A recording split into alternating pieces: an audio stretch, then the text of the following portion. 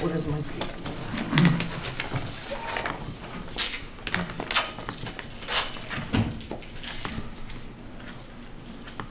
I didn't know whether you. This is, yeah, Mike used to read them. I don't know whether he's doing that or not. okay, But I grabbed them and brought them anyway. all right. Good evening, everyone. This is the Tuesday, April 16th, 2019 Town of Monroe Planning Board regular meeting. Noreen, if you would please take a roll call for attendance. Anthony? Here. Bonnie? Here. Jeff? Here. Jason? Here. Jim? Here. Lisa? Here. And John? Here. Thank you very much. Yes, I said Jason. All right, so with that, we have all our members present and a quorum of the board. Before we begin, I'd like to point out the fire exits. There's one to my left in the back, the main entrance. There's another exit over by the kitchen in that hallway, and then a third behind us in this direction. Everybody please stand for the Pledge of Allegiance. I pledge allegiance to the flag of the United States of America and to the republic for which it stands, one nation, under God, indivisible, with liberty and justice for all.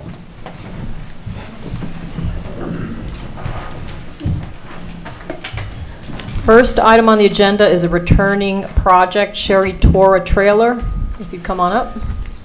Good evening. Good evening.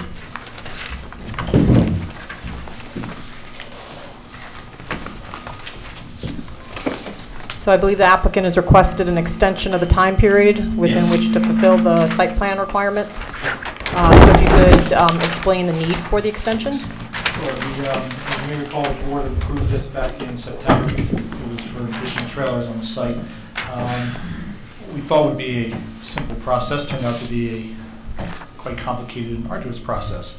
It started with the trailer company did not have standard 24 by 36 trailers. So we need to go to some sort of custom trailer configuration in order to meet the code of that size. If not, something is not off the shelf with the trailer company, I find that it's quite difficult to move them in a direction. So that took probably 3 to 4 months before they got back to us with a layout that would work for that size. And then the architect for the internal got a hold of it and said, this layout doesn't work with matching it to the existing ones. That took a few months, and here we are 6 months later, just like that. Now we have a plan that works for everyone. Have all the other conditions been met? Was it mostly this particular condition? It was this condition, yeah. There were really no other specific conditions except for Mark and Mike's final review, payment of fees, etc. Okay. So that's really where we're at. Mark or Mike, would you like to add anything? No. No? Okay. Board members, any comments? I was wondering if we knew how many extensions have been granted so far. This would be the first. This is the only one. I think this is the first because this application came under the new zoning law for the temporary trailer section, I believe. Mike, I don't know if you have that history. Yeah, I'm pulling up the sheet now. 18.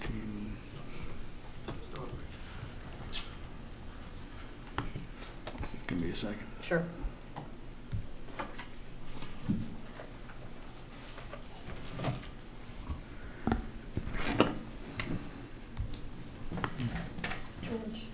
We'll get like a little feedback too. Okay, don't do that though, that's what causes it. Okay. Oops. I wasn't doing it before though.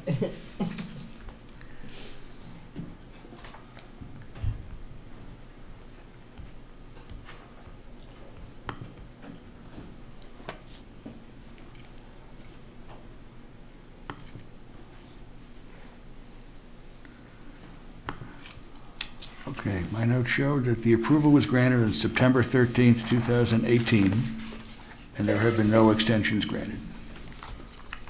Can you repeat that date, please? September 13th, 2018.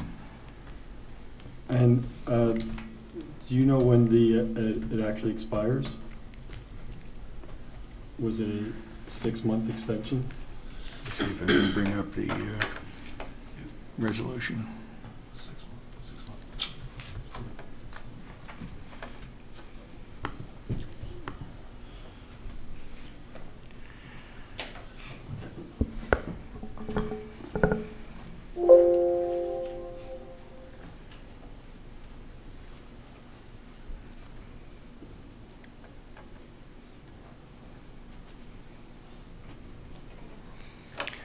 And your request actually was for a 2-month extension beyond when it would have approved.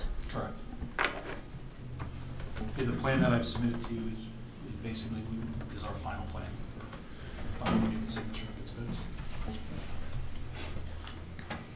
I also thought that one of the conditions, I was under the impression that we would have a master plan prepared for a review to see how this ties into the overall goal for the site, and also for work towards permanent structures with regards to the trailer situation and how the school population ties into Glenwood not Glenwood, the other one off. Glenwood School. Glenwood School, yeah. Yeah, we did discuss that at the time of this trailer application. It wasn't, I don't believe it was a specific condition to provide the master plan, but ultimately this approval provided the applicant 36 months, I believe, and then that would be the end of all of the trailers at this location. The resolution read that the approval is conditioned upon the applicant submitting all necessary copies of the plans to be signed, including Mylars when required, to the Town of Monroe Building Department within 180 days of the date of this approval. I don't recall requiring that we have the master plan, but I think upon this approval, we stated that we need to see a master plan going forward after this. That's my recollection, but I don't know if any of the other board members recall. If I recall correctly, in the letter requesting this extension, there was mention of we would see something that shows that we were at least beginning the process of a master plan. Right, And- so that's actually the letter I have pulled up. Yeah, and that was Um, based on the board's comments when I submitted for the extension request. Has Right. that begun? It has, and we did go over it basically when we did this application. The goal is to get the trailers obviously removed. Those students would go to Glenwood 2, which is just currently under construction.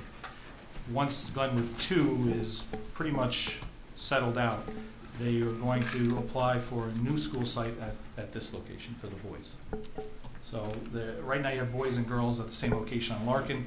You want to take the girls, move those to Glenwood 2, and then do a new school on Larkin, a new application and site plan to this board for that. That's basically the plan in a general overview. Can we get that on paper? Sure. I know the other thing is with regards to the current trailer situation, what happens after 2 months? Are we getting, there'll be new trailers to replace the existing trailers? No, this plan will be basically constructed. They're adding additional trailers there to take the overflow. Okay, it's difficult for me to speak to it without actually seeing anything in hand, so, okay. I forget what the date of the extension letter was, but I know you had this on your agenda, I guess on the 11th, the work session. So I don't know when the Right. request was made in relation to when the approval was granted. This letter itself, which talks about under number 4, applicant in our office have been working on a master plan for the site, and upon our appearance before the board at the April meeting will explain what is the future plan at this location and for this school in general. That letter is dated March 28th. And last revised, I guess your site plan is last revised March 18th. We sent correspondence to you on March 21st with regard to the extension request, so it was the meeting prior to March 21st where we discussed it and indicated that we needed additional information to support the grant of an extension. March 19th. March 19th?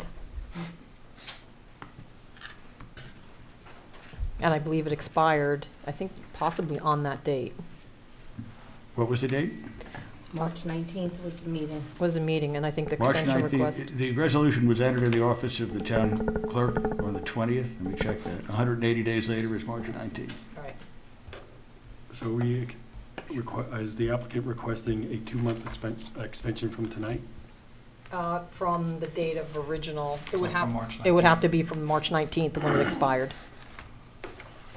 Otherwise, it would exceed the 2 months that he's requested. So that puts us into May. So you're prepared for May? Yeah, the plan that we've submitted with this letter basically addresses everything to date, so. Okay, thanks. All right. Any other comments or questions from the planning board? Is there a way we can make this a one-time extension? Anything else? Zoning Board of Appeals? It's governed by the site plan Yeah, regulations. and that is one time before it goes back to the Zoning Board of Appeals. Are you sure the 2 months is enough? Yeah, as long as it gets reviewed and we're done. Okay, I'm just saying, if doing a second one would be an issue, it would be better to Yeah, no, make that's it why I was longer. only asking for the 2 months. I don't think I need much more than that. Oh, if you don't need it, that's ideal, but okay. That, Any other comments? Okay. So I will make a motion to grant the extension approving the Sherry Torah trailer or the trailers, temporary trailers for Sherry Torah for a period not to exceed 2 months from the date of expiration and a single extension time period. Mike, anything That I would be should May add? 20th, I believe. Right? So that would be Or to April, May 20th, yeah. May 20th, 2019. May I have a second? second? Any discussion? Noreen, could you roll call? Anthony Vaccaro? Aye. Come on, I just gotta find the other button, sorry. And this is subject to all the other conditions Lisa that were McQuaid? part of the resolution. Aye. Bonnie Franson? Aye. James McKnight? Aye. Jason Swinsky? Aye. Jeff Manson? Aye. John Allegro? Aye. And with that, the motion passes, so you have the extension for 2 months. Great. Thank you very much. Yep, Thank you.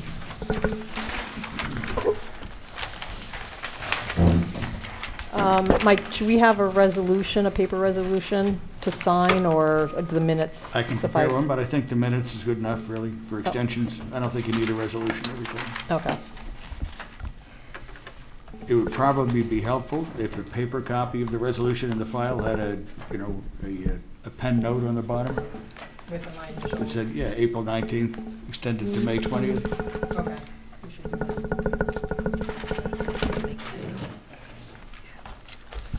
All right, next item on the agenda, we have a public hearing for Eagle View Estates on Lake Road.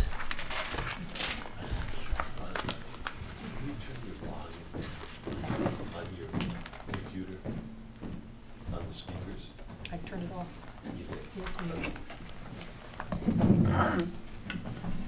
Good evening. Hello, everyone. If you could state your name for the record for the public's Sure. benefit. My name is David Nimatko. I'm the architect for the project, Eagle View Estates subdivision. Happy to be back here again at this formal meeting. Believe we're nearing the conclusion of the process. Believe most of the comments to date have been answered. So I understand we're continuing the public hearing tonight, so So we will be opening the public hearing, but I believe, oh, sorry, this is a continuation? This is a continuation. Sorry. So, okay, so we don't have to do a negative declaration, that's been addressed. Okay. No, this one remained open last month. So if you could provide just an overview again of the project, and then we'll ask the public if they have any, if anyone wants to come up and speak. Sure. This is a conservation development, cluster development that would consist of 3 homes. 2 of the homes front Lakes Road, the other front the upper road associated with the property. All 3 lots, or all 3 homes, I should say, are serviced by municipal sewer, which has been approved. They all will be connected to wells for water service. Right now, currently, they meet the zoning code both on a conventional level and in a cluster development level. We've gone through several months of procedure associated with it, and all comments and technical questions have been answered to date. All right. Is there anyone here for the Eagle View Estates subdivision who would like to come up and speak? Your name? James Sikorak? James Sikoriak. If you would come up to the podium and just let us know your address. Thank you. My name is James Sikoriak. I live at 41 Francis Lane in Monroe, which is directly behind where this development is being placed. I'm a little late to the game because there was a certified letter that was sent to my house apparently on March 7th that I never received. So I've never signed for it. I went to the post office. I just found out by accident that this was happening. Now I do from word of mouth that perhaps they were building behind me. That being said, that's why I'm late to the game. I got some confirmation from that today. My biggest concern about this project is I have my well, which is literally at the very corner of my lot, which would be right where the development, which I'm perceiving, I don't know exactly, but at the very end of my lot is my wellhead. I have a 500-foot well that pours out lovely red water. And I'm not exaggerating when I say that, it's blood red, and I have a filtration system in my basement in order to give me 250 gallons of water a day. That's all I'm gonna get. So I'm very, very concerned about how this might impact my well, and I don't, I know there's architects and the planning and things like that, but I'm concerned. And it's something that I think needs to be addressed. The fact that, my septic system is right there, and it's, and everyone in my development has is septic as well. We're not town.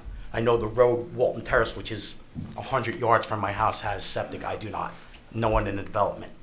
So that's my major concern. I mean, yes, I'm upset that my view that I was told when I bought the house 15 years ago can only be blocked to a certain extent because of sewer issues. But I didn't pay much attention because it wasn't an issue 15 years ago when I bought the house. They said there was a pipe that they showed me, the realtors, and that I guess it was an old hotel that was once there that burnt down. And there's a pipe, and they said they can build to the right, but they were not allowed to build to the left because of sewer issues. That's all they said. And again, I didn't press it because at that time it wasn't an issue. Well, so that's when you say they said, who are you referring to? realtors, the owner of the house that I purchased. I'm not the original owner. Okay. The house was built in 2001, I believe, and I bought it in December 2004. So, but again, I put a swimming pool in there for that view, and it's funny that it's called the Eagle's View because last week I saw a bald eagle flying over my development. I'm like, wow, that's just really cool. So that's the extent of my issue. I mean, I understand people, this is a business and it's open land, but I am concerned about my well and the issues that I currently have at my well, that it might be exacerbated because of this project. So I think I have your home here on the screen. If you could just show the planning board about where your well is for the benefit of the engineer. I can take a picture too tonight just to show you. Okay, terrific. So I think it's that brown spot that's right there. Okay. Because this is like kind of like just Brushy. bushes, and but I could show you in Here. relationship to where that is. I think it's where that brown spot is right there. Okay. So it's pretty close because So you're near the corner, the rear corner of the lot. It comes to a point at that. My property line comes to a point there, and this is my next door neighbors hers comes to that point as well. Okay. And Mr. Sikorak, where's your sanitary system on there? My my septic tank is right here. My leach fields go this way. Okay. The darker green area. Well, yeah. This is very fertilized in the summertime. But you can see, so it actually points more to the left. My well's on the right, it points like to the left of my well. Okay. Thank you. Thanks. Thank you. I appreciate it. Thank you for the time. Sure. Oh, thank you. That was the only name. Yeah, that was the only, unless someone came in after. Okay, that was on the list. Is there anyone else who would like to speak with regard to Eagle View Estates? Okay. All right. Mark, where are we in the review process? I had comments back in March couple pages of detailed comments that need to be addressed in the next plan submitted. Those comments were dated March 19th. So those are open issues. I would also want to make sure, my gut tells me it's well over the 200 feet from the adjoining property sanitary system, but there should be some verification on the plan, given the fact that wells are proposed. So they should actually just confirm that. Provide a radius around the well? Yeah, and just indicate that they have cross-check versus if it's on adjacent to Mr. Sikoriak's house, that house is well beyond the 200 feet. 'Cause Yeah, the map that I have up right now, and again, I don't know if this is dated from December, and I know we've made revisions, but I don't have the digital versions. Is the well still located at the end of the private road, or was it relocated? Yeah, I think the latest set's of February 28, 19. Okay.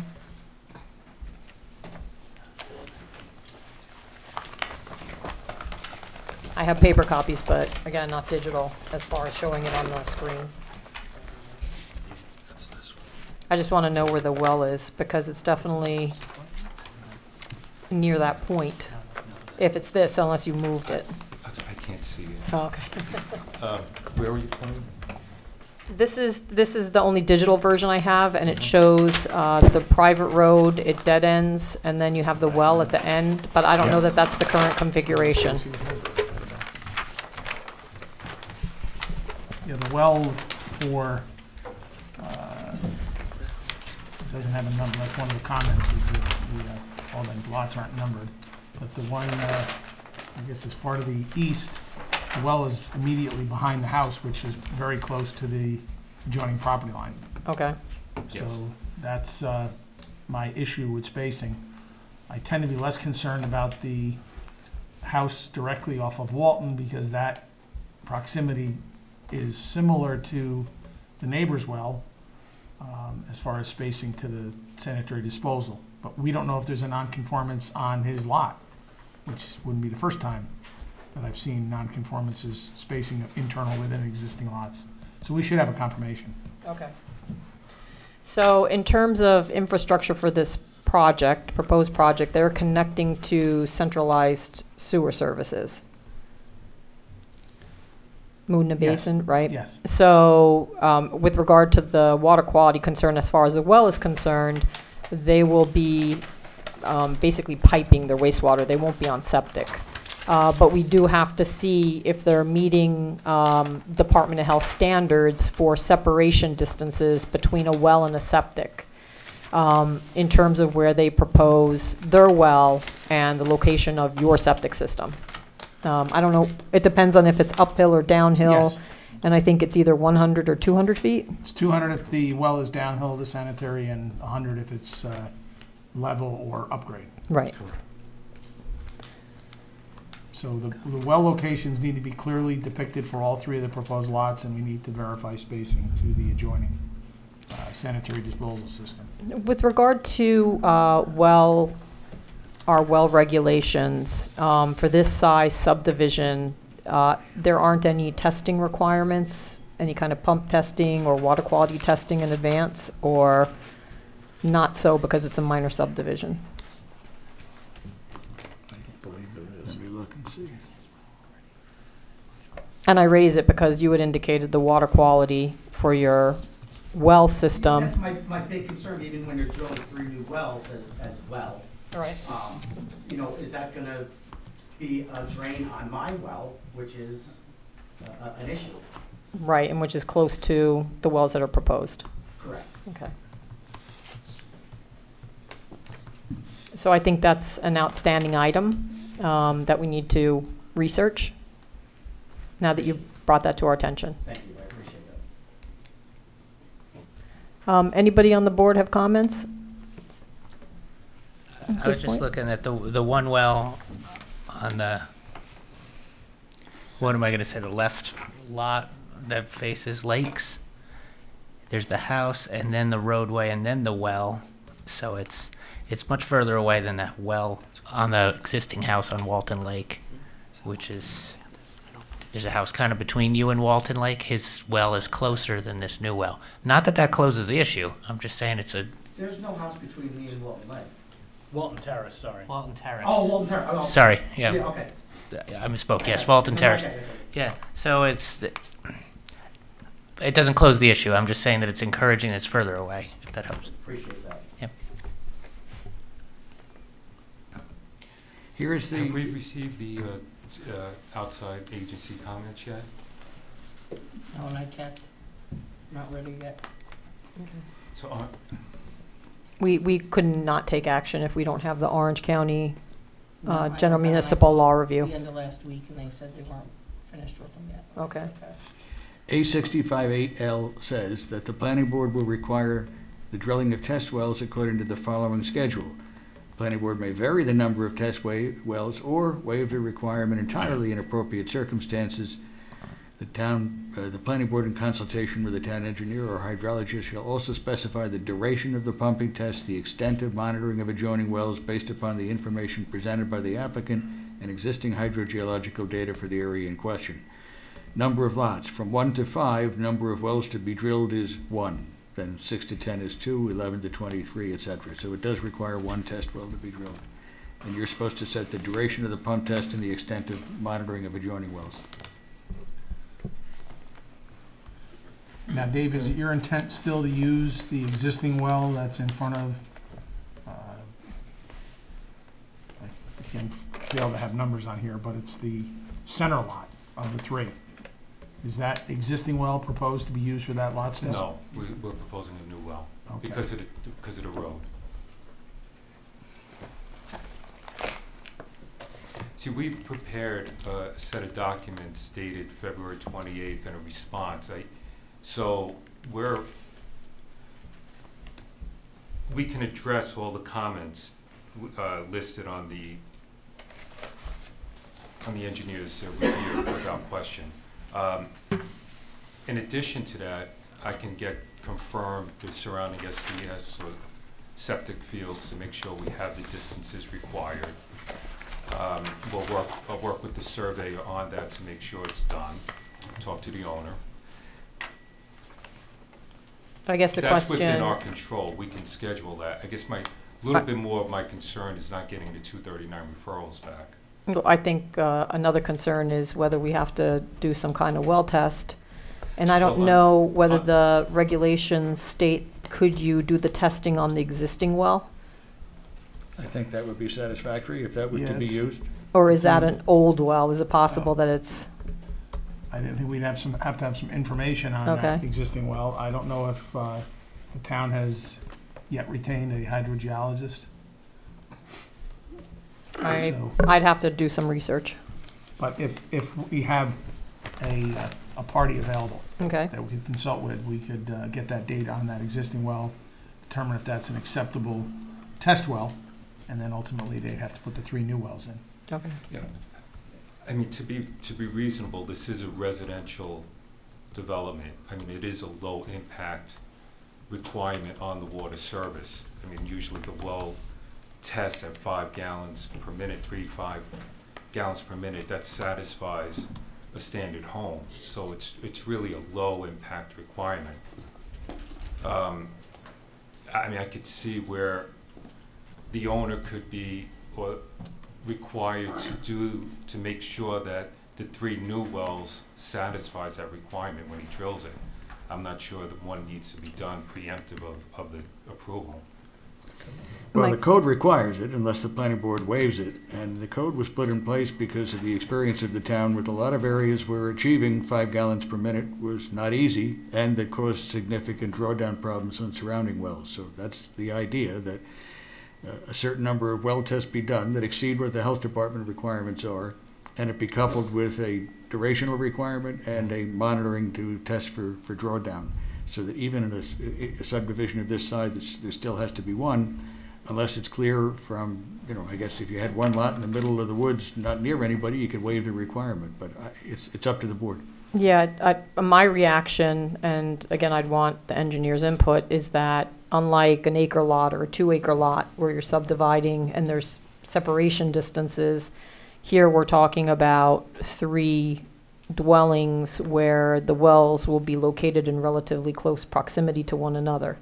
So even though there are 3 residential dwelling units and they may only have a single-family yield, again, due to the proximity, is there the potential concern for drawdown, or is that something we should ask the hydrogeologist? Well, we can ask the hydrogeologist, but not only is there an issue because you have 3 wells in close proximity to each other, but you've got it in close proximity to existing wells, very close proximity to existing wells, and here in the public hearing, we heard concerns.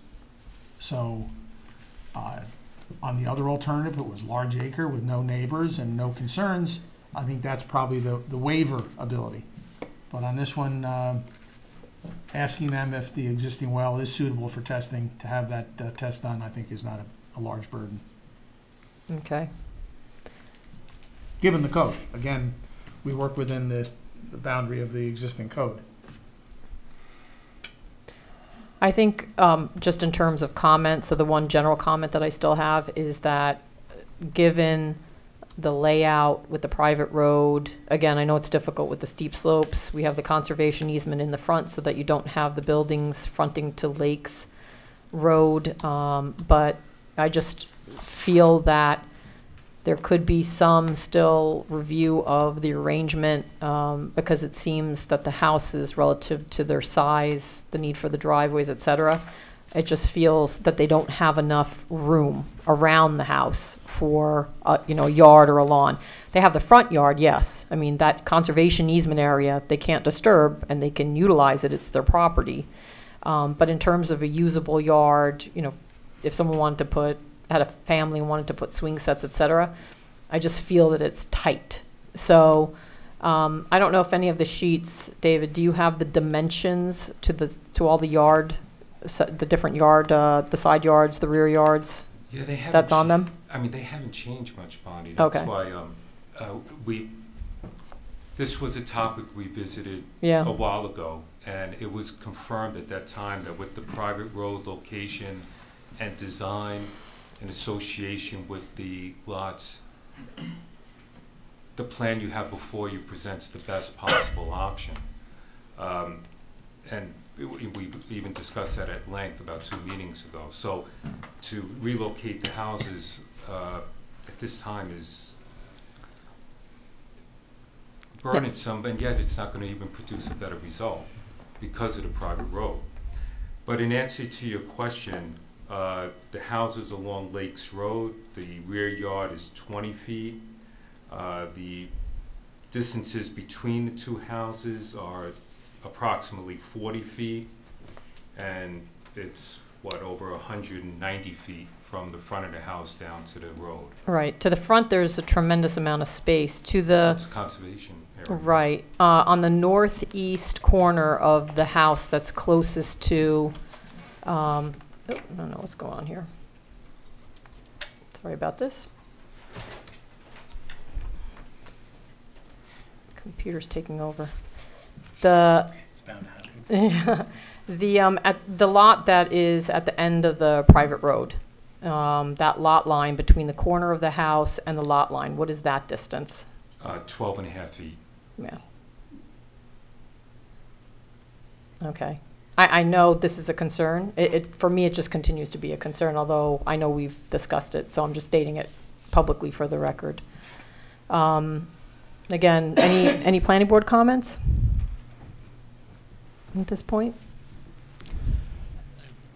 Just that I thought Mr. Sikoriak might have wanted another comment if we wanted to have him come back up to the microphone. Yes, and we also have another board would also like to make a comment. So why don't we first have Ward come up and then I'll have you come back up. Okay. Mr. Sikoriak.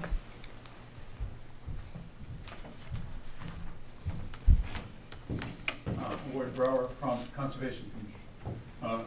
Just 2 things on the wells. We still didn't get the answer where we're marketing this house to, whether it's standard-sized family or super-sized family, which has a demand on the water budget.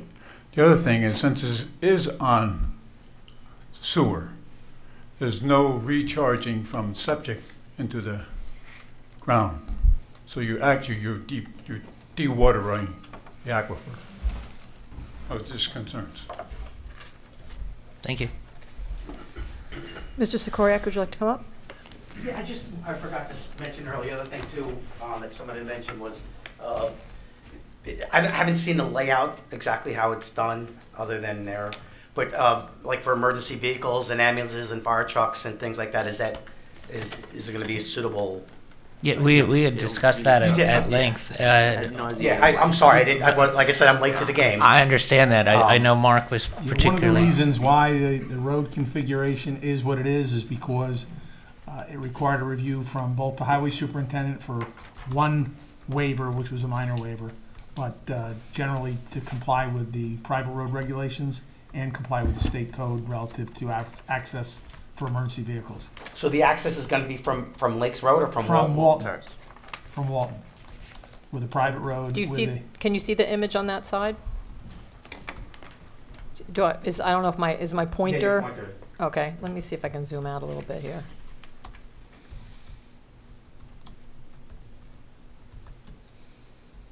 So that is a connection to Walton Terrace. Walton Terrace. Yep, and you can see the dwelling here. And then the first proposed dwelling is located on this property. The private road would go in front of it. And then the private road would extend to the lot that adjoins your property. And that would be subdivided into two, and then there are two proposed lots. That's worse than I thought. It's tight. Why 3? Why not 2 houses? Well, the yield is a maximum of 3. This is a cluster subdivision. They're protecting conservation values on the property. I don't know if the yield, it's a maximum, but you still have to lay out the subdivision, et cetera, and the planning board has to find that it's a reasonable layout, ultimately, as per the zoning law. So we've discussed the merits of, in fact, one thing that was eliminated was having roads off of Lakes Road, the driveways, from a safety perspective. But the effect is now there's a private road that's introduced that is making it very tight for the individual dwellings. And I think that's something that, again, substantively is still part of the process, and we wanted to hear from the public in terms of what the reaction was and the comments were, based on your own knowledge of your neighborhood. So we thank you for your input. I think at this time, then we need to make a determination whether in fact we should have some kind of well testing done. It seems to be the planning board consulting engineer's opinion that given the number of units that are going to be on wells and the fact that they're in relative proximity to each other, in this instance, it makes sense to have that one well tested. Any other reactions? Anybody feel differently? Because the planning board has the authority to issue a waiver if you I don't think don't that would believe make it's sense. necessary. Jason? I don't think that would make sense.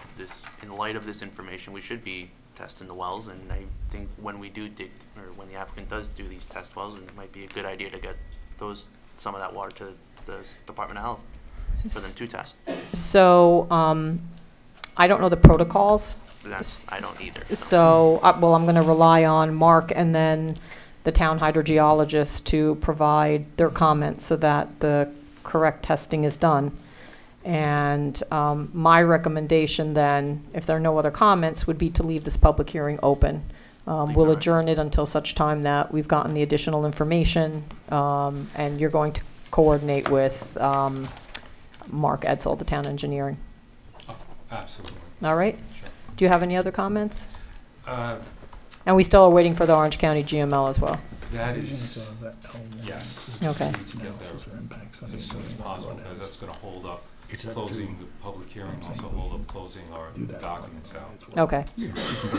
So I guess we're not, Goes to 39 referrals. right, I don't think we're within the I don't know if we're Just, inside the 30 days? yeah, it's, I think we're at 27. Okay. I So think we they- sent that in prior to the last meeting. I looked it At up the earlier at the today. last meeting, we were at the duration period. Yeah. Yeah, but today's the 16th, I think we, Do you think we it need might it? have, because the meeting was a Thursday, so I don't think it went out till Monday. I think Bonnie kind of did it. Okay. So they do have, so Orange County Planning Department does review these plans, depending on their location. In this instance, it's within a certain distance of a county road that they would review. So they have 30 days to render comments, and we're not at the end of the time frame yet, so we may have additional comments from the county. Public Works too. So I think at this point, we're just going to leave it open. Mark? One just comment, based on the text of A65-8L and the spirit of the law monitoring potential impacts to nearby wells, I will work with the hydrogeologist relative to monitoring Mr. Sikoriak's well, with his permission, of course. He'd have to grant access so that we can determine if there's a hydraulic link between the proposed site and his well that would be detrimental.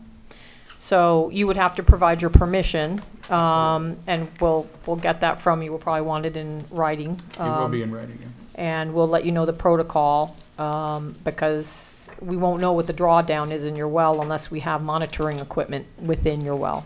So we will follow up with you. I guess, do we have your contact? Oh, we'll If need you the could just get contact. the contact information in Noreen, that Okay. would be helpful. So if you could call tomorrow to our planning board office, just provide your contact information and we'll follow up. 100%, thank you. Thank you. With that, go ahead. Mark, could you pass on board's comment, I guess, as well to the hydrogeologist that Yeah. the septic would Absolutely. remove water from the system? Thanks. Okay. One other item before you move on to the next matter. I had sent you a letter and outlined the remaining steps in the proposal for a cluster, and I provided a copy of it to David. At the beginning, and we had the conservation value analysis and plan, and you approved the conventional layout with 3 lots. And then you move forward and you're working on getting this cluster done.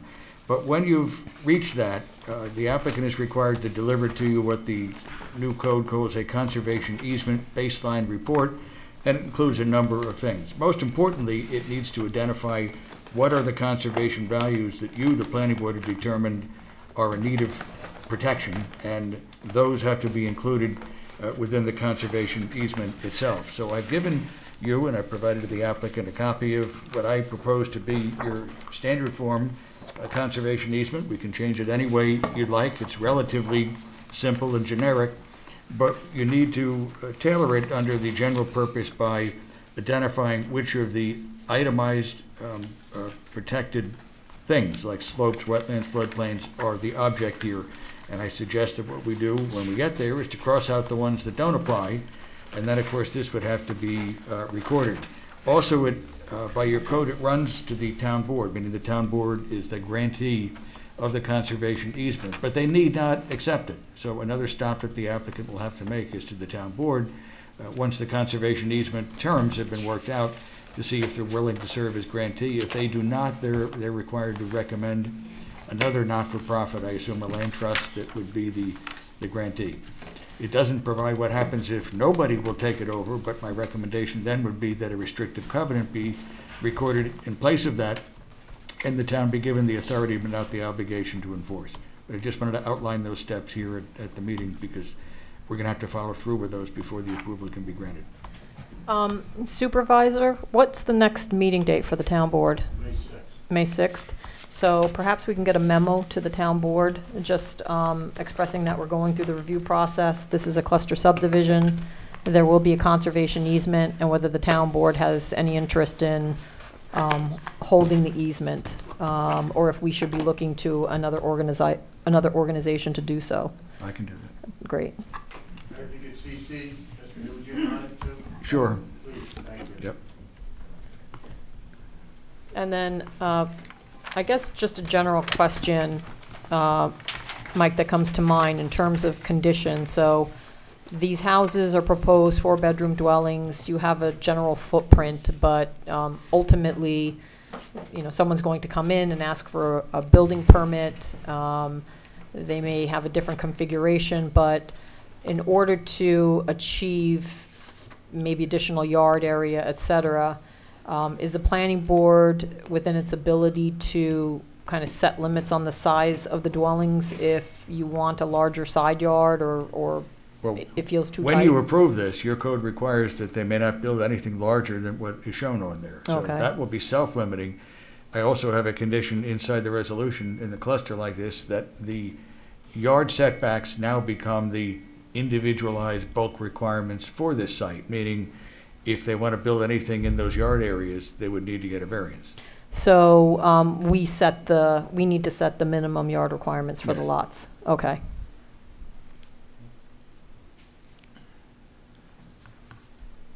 Mark, in terms of the driveways, right now, the garages would be side-loaded, which is beneficial from a kind of a visual perspective. But would there be more usable yard area if in fact, and this is just a question for the planning board as well, if the garages were front-loaded, and I don't know from a topographic perspective whether that can be achieved, but would that allow for the homes to be sited a little more central to the lots? And again, setting them a little bit more distant from some of the side yards? The middle lot definitely would benefit, as far as the last lot to the right, the innermost lot. That has the, let's call it the burden of the private road turnaround. That becomes an issue of enforcement, that they can't use that as a parking lot because it needs to be available for turnaround. Right. So if you put that as a front-loaded driveway, you'll end up with pavement in both locations. So I tend to think that the turnaround that's probably the best location with a little pull-off area for parking. But the center lot would definitely benefit from front-load garages. Okay. Creates more green space. So I think as we're working through the final edits to this and determinations, just if you could give some consideration to that. Unless the planning board disagrees. Do you have any elevations for us to view? Or No. No, not at this time. No. All right. So do I need to make a motion to continue the public hearing? Yeah, if you're not going to announce it to a date certain, then it will need to be renoticed and republished at that later date.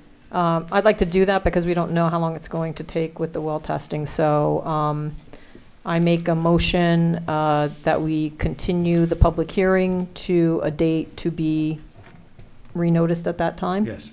There is a 120-day window within which the hearing has to be concluded. You're Okay. not there yet. Okay. May I have a second? I'll second that motion. All in favor? Aye. Aye. Any opposed? Any abstentions? Motion carries. So we're going to continue the public hearing. Thank you.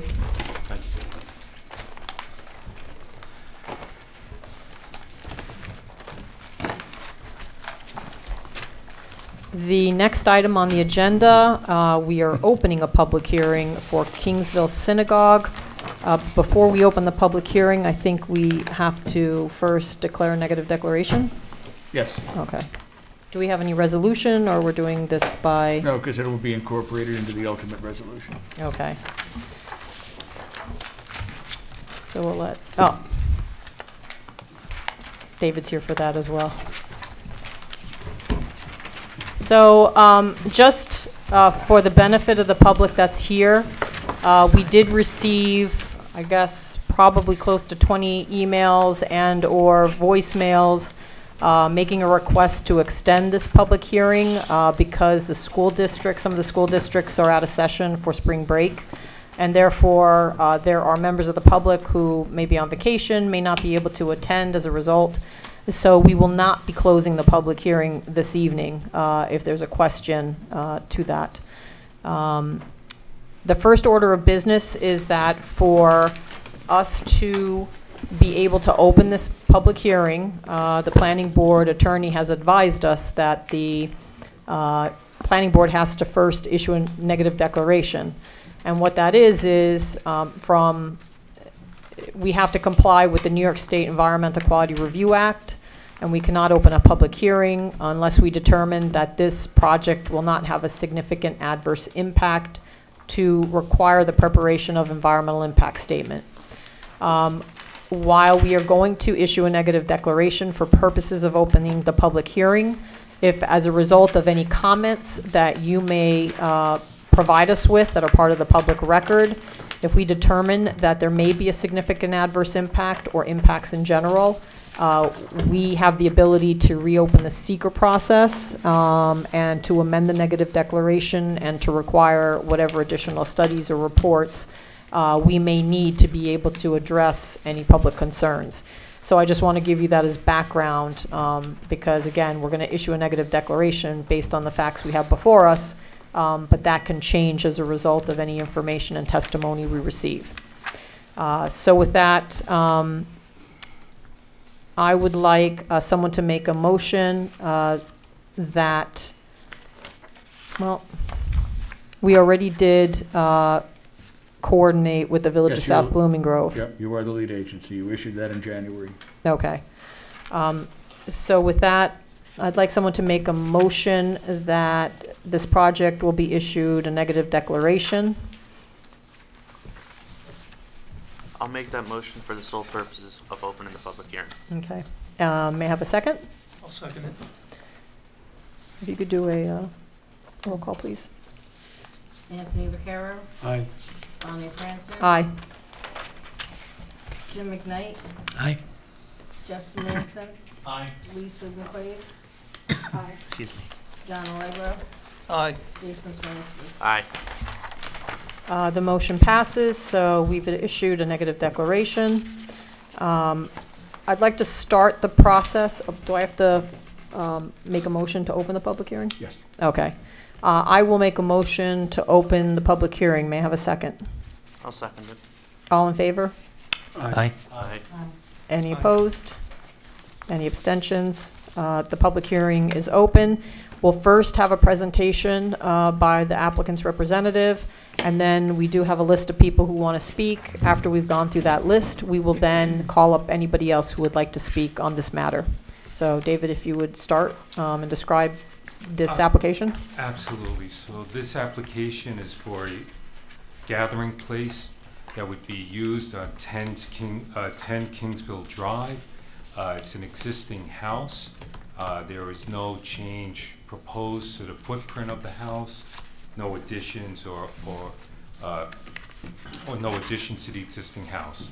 There is an existing gathering place within the basement that's used for religious purposes, and we're here in application to get that space approved.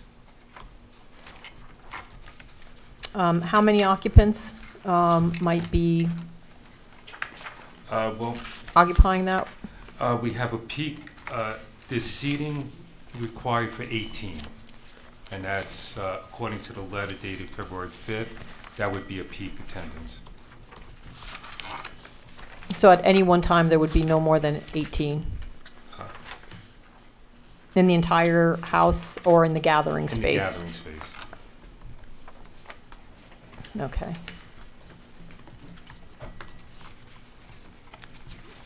And in terms of access, you are obtaining access from Kingsville Drive, which is in the Village of South Blooming Grove? Correct. Kingsville Drive in its entirety is within the Village of South Blooming Grove. The existing house and parking area are within the town of Monroe. Those lines are clearly delineated on the map, which shows the demarcation between the two. And could you explain how many parking spaces you're proposed to provide, and if you are, what utilities are serving your property? We're proposing 10 parking spaces. They would consist of 5 double-loaded spaces within the existing area at the front of the house. That existing area will be amended and altered to include the 10 parking spaces. The house is serviced by septic and well, and the septic has been witnessed to be able to accommodate the occupants of the gathering place. Who witnessed the septic system? I did. You did.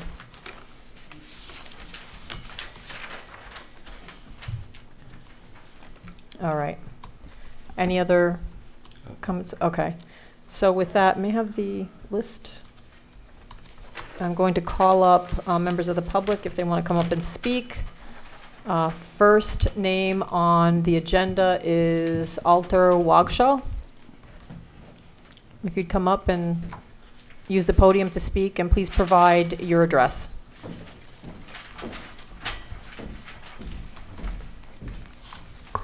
Thank you. My name is Alter Wagshaw. I live on 10 Kingsville Drive. I'd like to start out by thanking the board of giving me the time to express my situation and the past history about it. I'm 41 years old. It's the first time that I had the opportunity to speak to any officials of government, local or otherwise. I'll take this chance just to express my gratitude to this great nation that is built on a foundation of expression of religion. And I would like just to give you a brief history about my living there and everything surrounded with the community. I've been living on 10 Kingswood Drive for the last 10 years. Pull that microphone up a little bit, sir. Thank you. There you go. I've been living in this 10 Kingswood Drive for the last 10 years. The only two other people from my religion, from my community, was my two brothers. And that's already 10 years. Lately, in the last 2 years, other people from our community started to move out there. I lived in peace with my neighbors the last 10 years, never had any issues. I didn't come there to try to change community or otherwise anything. I just came there to live in a quiet place, and I never was involved in any activism or changing the area. I just lived there. One of the fundamental things that we do practicing our religion is to go pray. In the weekdays, it's not necessary for us to have a gathering place in the area because we're allowed to drive cars. There's plenty of synagogues and gathering places to pray in the surrounding areas in the village of KJ. So we never tried even to have any gathering place locally. But on Saturdays and holidays we are strongly forbidden. Not everyone from our religion, but the way we practice the religion. We are very strongly forbidden of driving a vehicle or travel in a vehicle. And it's extremely important for us to go pray. And our religion calls the law is that we have to pray with 10 adults. So we can't, we can't like me when I lived there with my two brothers, it's not enough. There was not enough for us to pray together in this neighborhood. So we went and we walked a mile each way, back and forth for a mile. We walked three times on Saturdays. It's very important for us to take our kids along from 3 years old. So rain or shine, or even if there was 12 inches or 18 inches of snow, I would take my kids to go pray. Middle of the night, in the summers when sundown is 8 or 9 o'clock at night, we'll come back from praying on 10 or 11 o'clock with our kids. We walked on Mountain Road. There's no sidewalks over there. And happened a lot of times, people that drove by cars and just scream out very insulting words and sometimes throwing stuff at us in front of our kids. But I believe that I never look at people as groups. I look at people as individuals. And I never blamed anybody for it. The only reason I mention it is to explain and to give you the background how important for us to go and pray with at least 10 adults to give the education for our kids. That's the only reason I mention it. So, since you're not in my community, it's to give you the understanding how important it is. Even if we are being thrown, I once had a bottle of water thrown on my head, and I was knocked down on the floor in front of my kids. It didn't thrown out of a car. It didn't stop me. I went the same day again to pray. So I mention it just for you guys to understand how important it is for us and for the education for our children. Now, this is how we lived for 8 years. And the past 2 years, people from our religion started to move into the community.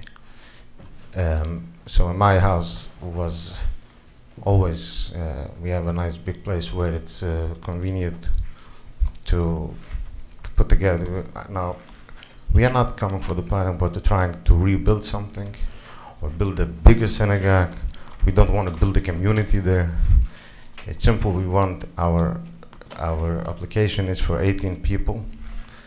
That gives us enough. We need only 10 adults, but we need to have a membership of 18. So if someone goes at least for one weekend, that we are not left hanging.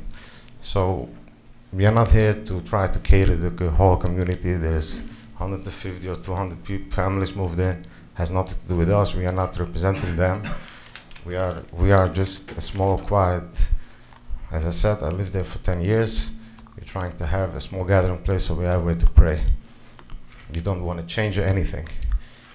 Just 18 people coming to pray. There is a lot of. It's impossible for us. We have to pray. So if there is not a legal place, people go and gather in houses. We are trying to do it the legal way. And the legal way is, for instance, to provide parking.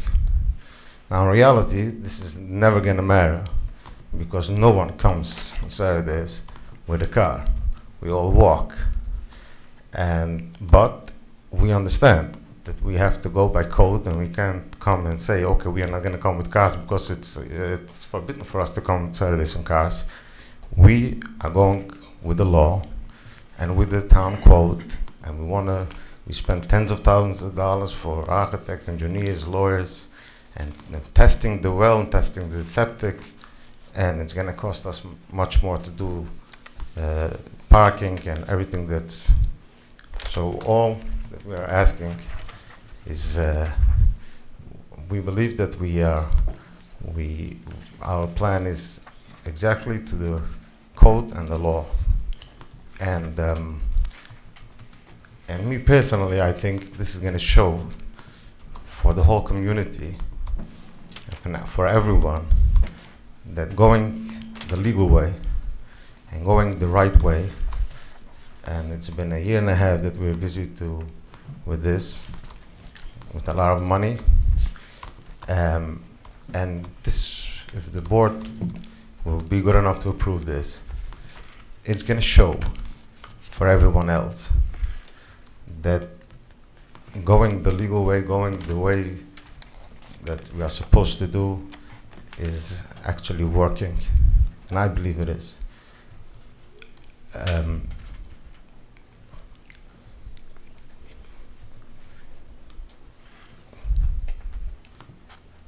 I know that there was on social media all a campaign for turnout to come and speak for the public hearing, and asking to delay.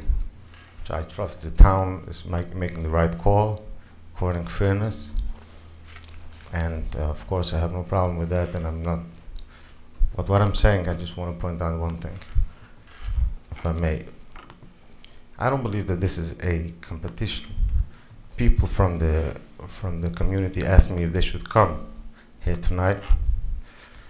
People that pray with us and other people in the community will make a turnout for you. Will come down. And I said to everyone, no, please don't. I have my professional, David, and I'm doing the way it's supposed to be done. I don't need to have a turnout. Other people were busy on social media to have a turnout. Come.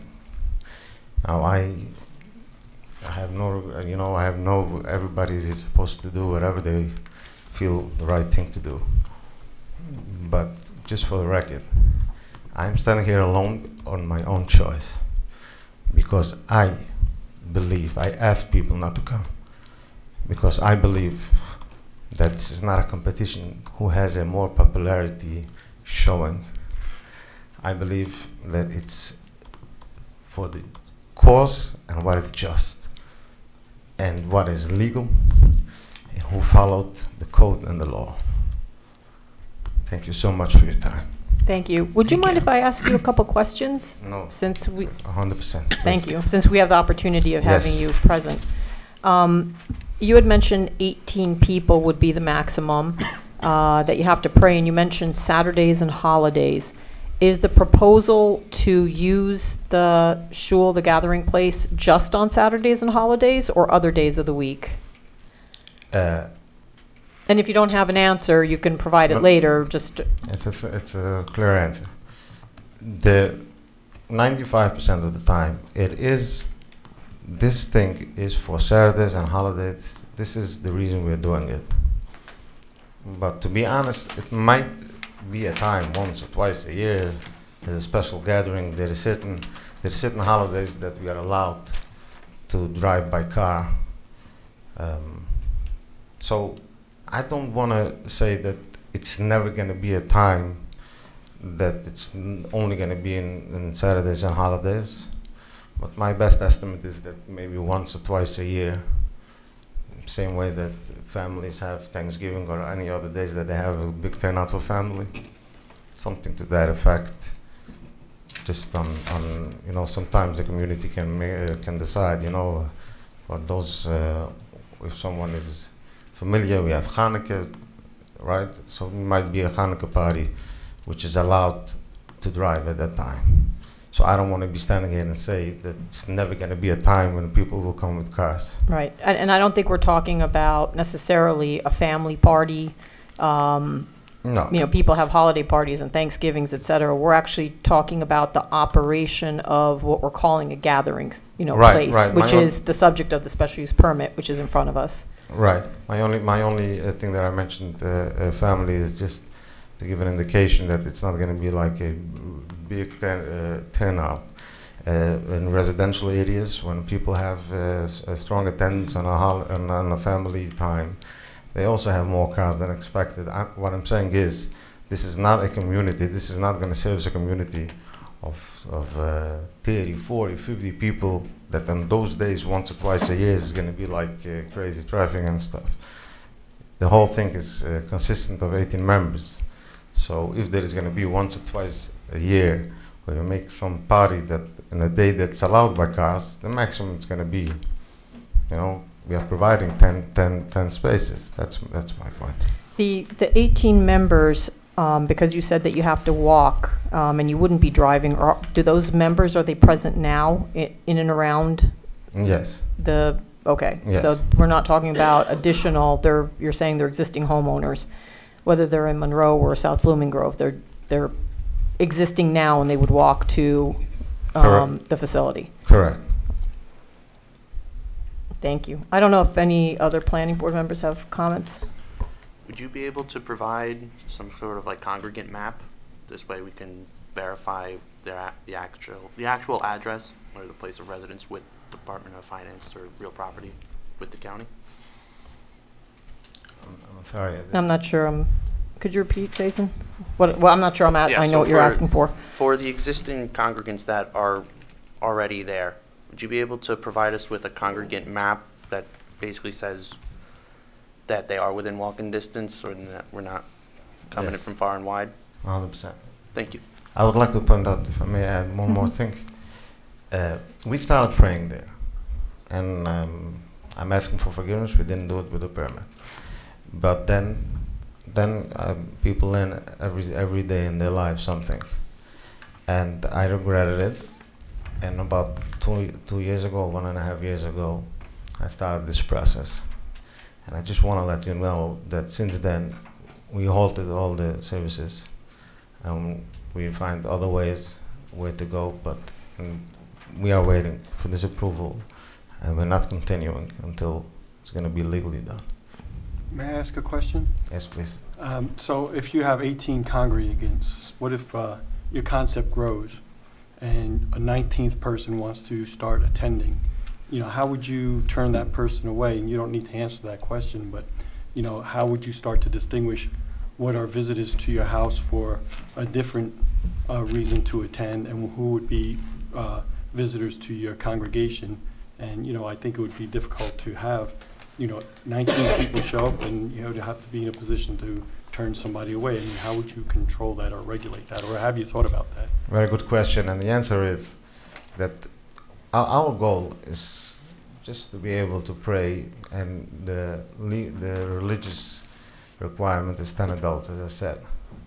Me and adults by us is over 13 years old. I have 3 sons over 13 years old. So in reality, we don't need, it's just a small group of people that we can't provide for so many people who moved out to this area. Me as a person that lived there for 10 years and walked in every kind of weather, three times a day on Saturdays, and when there's holidays, sometimes it's 3 consecutive days, because if the holiday falls on a Sunday or Monday, you have Saturday, Sunday, Monday, you walk 3 days. And our dream was that one day we'll have 10 people to pray. And the thing is, we are not here to service the community. We are just a small group of people that we want to. Now, to answer your question, we don't have steady right now 18 people. We can have, but we are not calling people. There is other means, and I'm not going to go into all the other what they do and how they do. It's not for my concern. But there is a lot of other places where people gather to pray, and we have a small community. We have, like, in reality, we have now when we stopped until this is going to be approved, we had like 12 or 13 people, and we are not promoting for people to come. Other synagogues will promote and they will give services. They're trying to pull in people. They want to have as we are not doing that. Just a quiet group of people. We want to pray, and we're not promoting. We're not in. So I don't think that. And I can stand here and say with full honesty that when I asked my architect how much we can get approved, and he told me 18, and I said, okay, 18 it is. I meant it, and this is where we're going to stand. Thank you. Any other questions? Question. You know, the term gathering space or gathering place, is there an implicit, and I'll ask the chair, is there an implicit limitation to frequency of use for the space and the type of gathering that is conducted? You know, and I'm thinking in terms of, you know, there may be people here who are concerned about parties, say, you know, and that could this turn into the type of place where, you know, there are catered affairs 2 or 3 times a week, you know, due to changes in. We don't have money to cater food for people. As I said, if I may answer the question, we are not.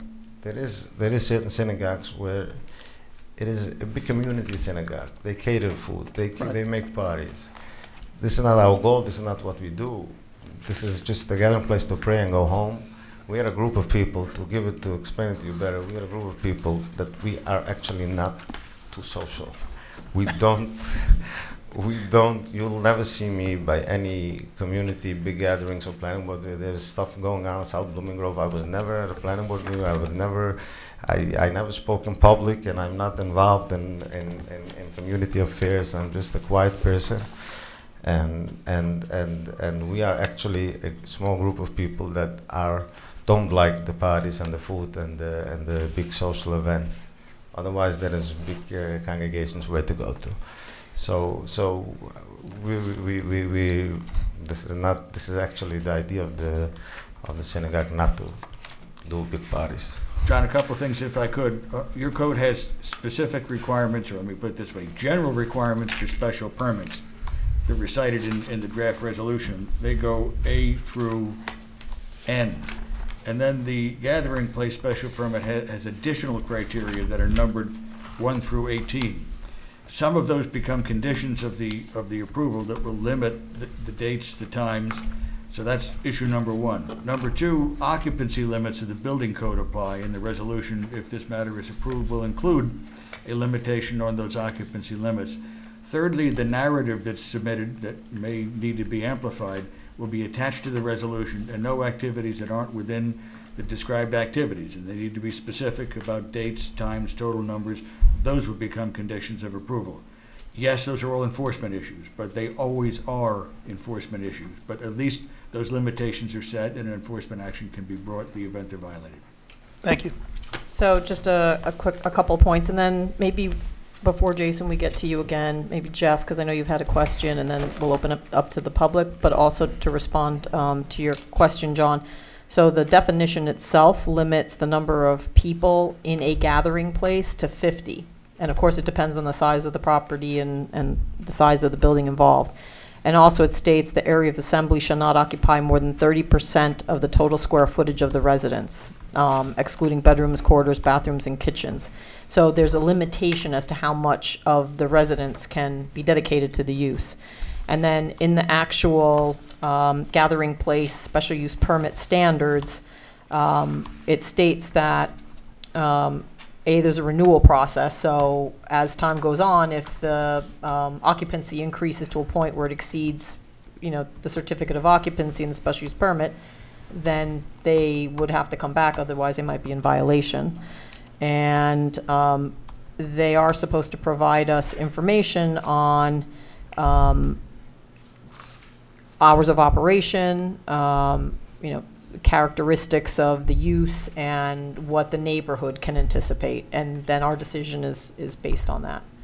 So that 30% of the footprint or the square footage of the building, we would extrapolate that to the amount of people, person per square foot, for who would be allowed to occupy the gathering space within the dwelling, right? And the regulations say that even though maybe the building code could say, let's say for argument's sake, it could accommodate 30. If it's determined that they're only providing or able to provide a certain number of parking spaces, or they can only meet the septic demand or water demand for a certain number, just because the building code says they can do 30 doesn't mean that the planning board has to issue it on that basis. We have to look at all factors in coming up with the maximum occupancy. Thank you. Jeff?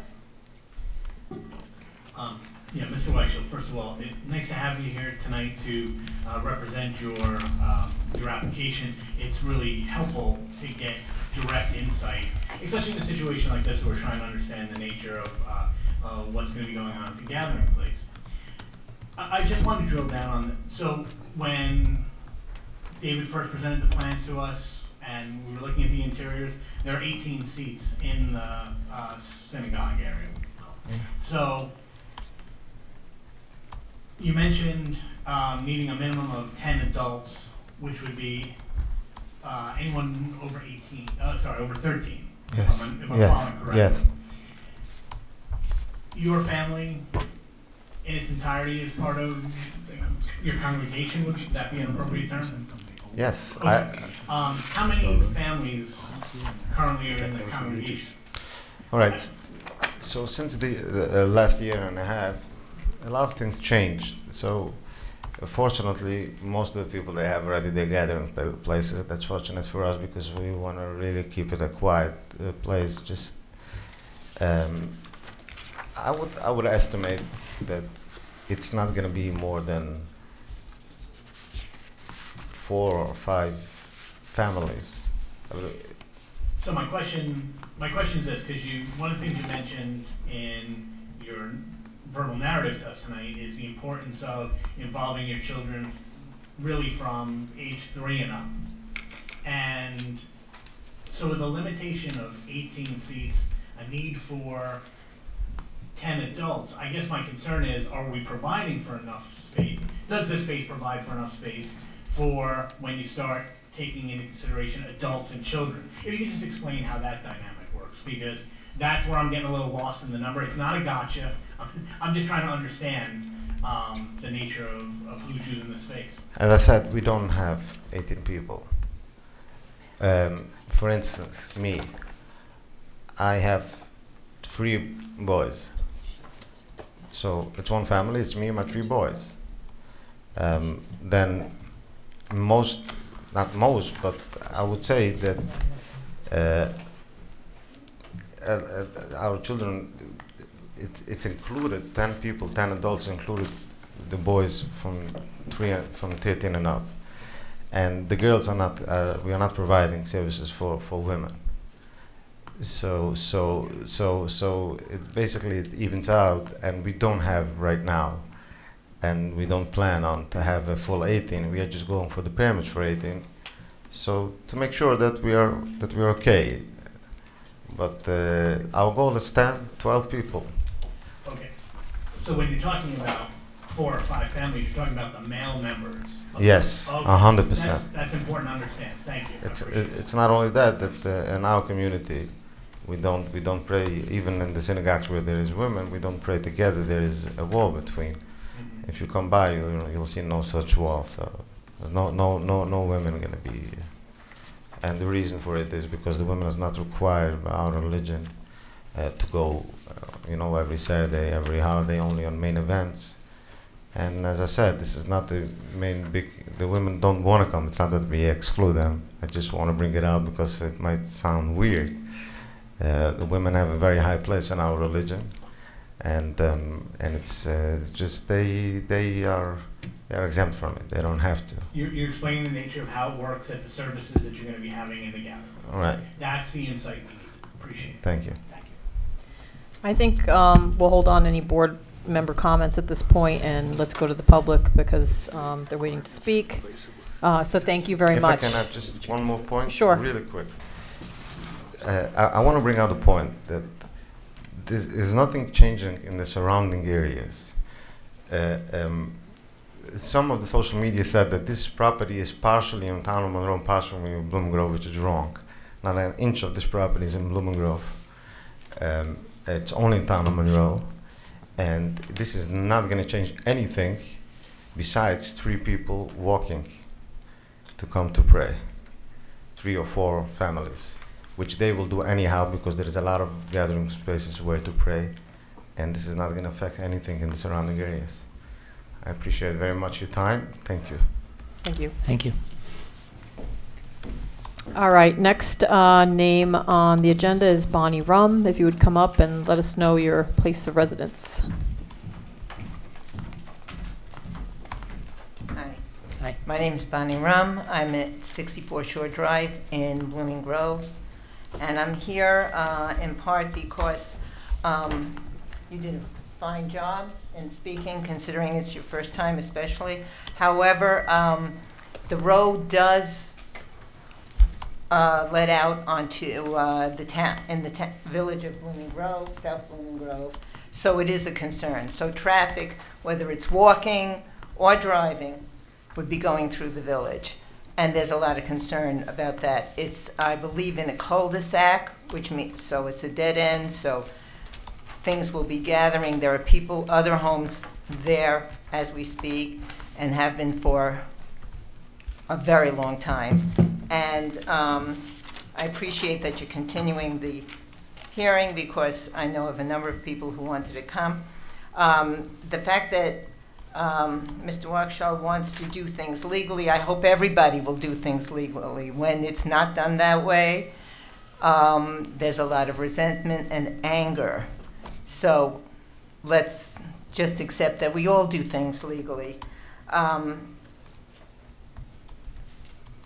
It's my understanding, by the way, that since they do have a road cutting through the property, I believe, with the curb that was cut into the village, that a special permit should have been required. I don't know if it was. Of course, the idea that there's negative impact, I think the people in the surrounding area might be concerned about not just Friday and Saturday. Yes, you need 10 males for a minyan, but the fact is that many times I'm sure women will come. Certainly with the rest of the children, if you're there with your brother and you've been living there with 2 brothers and you have 3 sons, I'm sure they have children too. How many is that? And if it doesn't equal 10 males over the age of 13, then one more party coming over, walking over, shouldn't be a big deal. I don't, friends come over. Let's see. Okay. The zoning, I believe, is residential, so to have a synagogue there, well, it's more of a shul than a synagogue. But even so, I don't know what the regulations would be about that. Since there are a number of people with the Satmar group living in the area, I'm assuming that means there's a lot of other gathering places going on that may or may not have been permitted. That's interesting. Also, since the property, I said that already, pardon me. I'm trying to be organized here. Some contend, now I don't know if this is true, but in the short time I had to gather some information, some contend that that road was supposed to be closed, the curb was permitted by somebody. We're assuming it was the former highway person who was voted out, but neither here nor there. I don't know if that's true or not. I'm sure that the village would know, and there's no one here from the planning board at the moment, so I don't know why they haven't shown up, but I'll leave that to, I'm sure you're going to converse. Just quick, when you say the road was supposed to be closed, South Blooming Grove was requiring it? I believe so. Okay. It's required to be what? Closed. To be closed. Yeah, because the curb was cut without giving notice or anything like that. So, and I'm not sure if this is the property. There was a road that it started out as a walkway, then became a paved road, then became a driveway. And once that happens, I did take a class in Goshen a few weeks ago, and they said that once you put a road through a property, it becomes two tax, I wrote this down, separate tax lot ownership. So I don't know if this would qualify or not. One class doesn't tell you everything, to say the least. Also, if there is a shul or synagogue in the basement, what happens with the taxes? Does that mean there's taxes only on the top half of the property and not the bottom half of the property? Is there taxes on all of the property? I don't know how that goes. I'm just raising the question. And I understand you've been walking to Kiryas Joel to pray on the weekends. I think part of the problem that comes with that is when you wear dark clothes on a dark time of day, people can't see you. And it's really incumbent upon the people who are walking to do something to highlight themselves, whether they put some reflective tape on the clothes or something. I know you can't carry, but there's got to be something to allow you to keep safe. And let's see what else. Of course, I'm sure there'd be a Purim party. Hanukkah and Purim are great celebrations, and Purim can get very loud. I understand it was well above any kind of decimal level past 11 o'clock this past year, so neighbors had complained about that. I'm not saying from this establishment, but I'm saying they heard it enough to call the police about it. Another question to be considered is who would be in charge of enforcement? Would it be Monroe or would it be the village? I know he claims that everything's in Monroe, but if you have to enter the property from the village, then everything is not in Monroe. Unless you want to close off that access point, and then maybe it could all be in Monroe.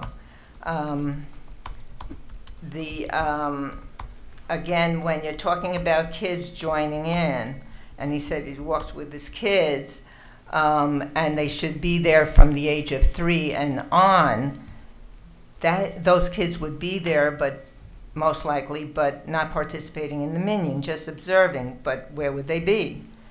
And if you're excluding women, I know about the separation, but I don't know how long that would last. So, let's see. I think that may be about it. May I ask you a question, Bonnie? Certainly. A couple of times you referred to a road. Are you talking about the Drive. curb cut into? The curb cut into the cul-de-sac.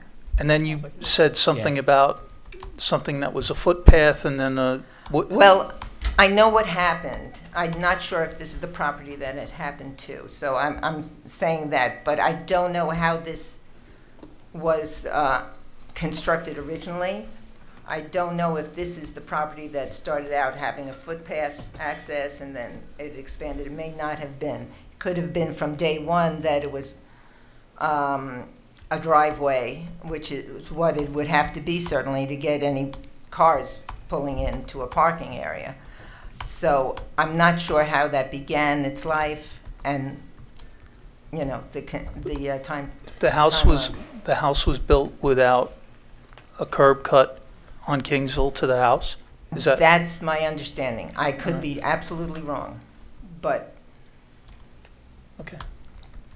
I'm just saying, these are elements that really ought to be checked out, I guess. I think we want to see, and I believe I emailed the building inspector or someone who could show us filed maps, because there was a first subdivision which seemed to have created 2 large lots, both in town of Monroe, and then a second subdivision which created that back lot, and that back lot does front to that cul-de-sac, although it's very oddly shaped, and that's the one we're talking about now? Right, so yeah, Okay. I don't know if you can even see this over here.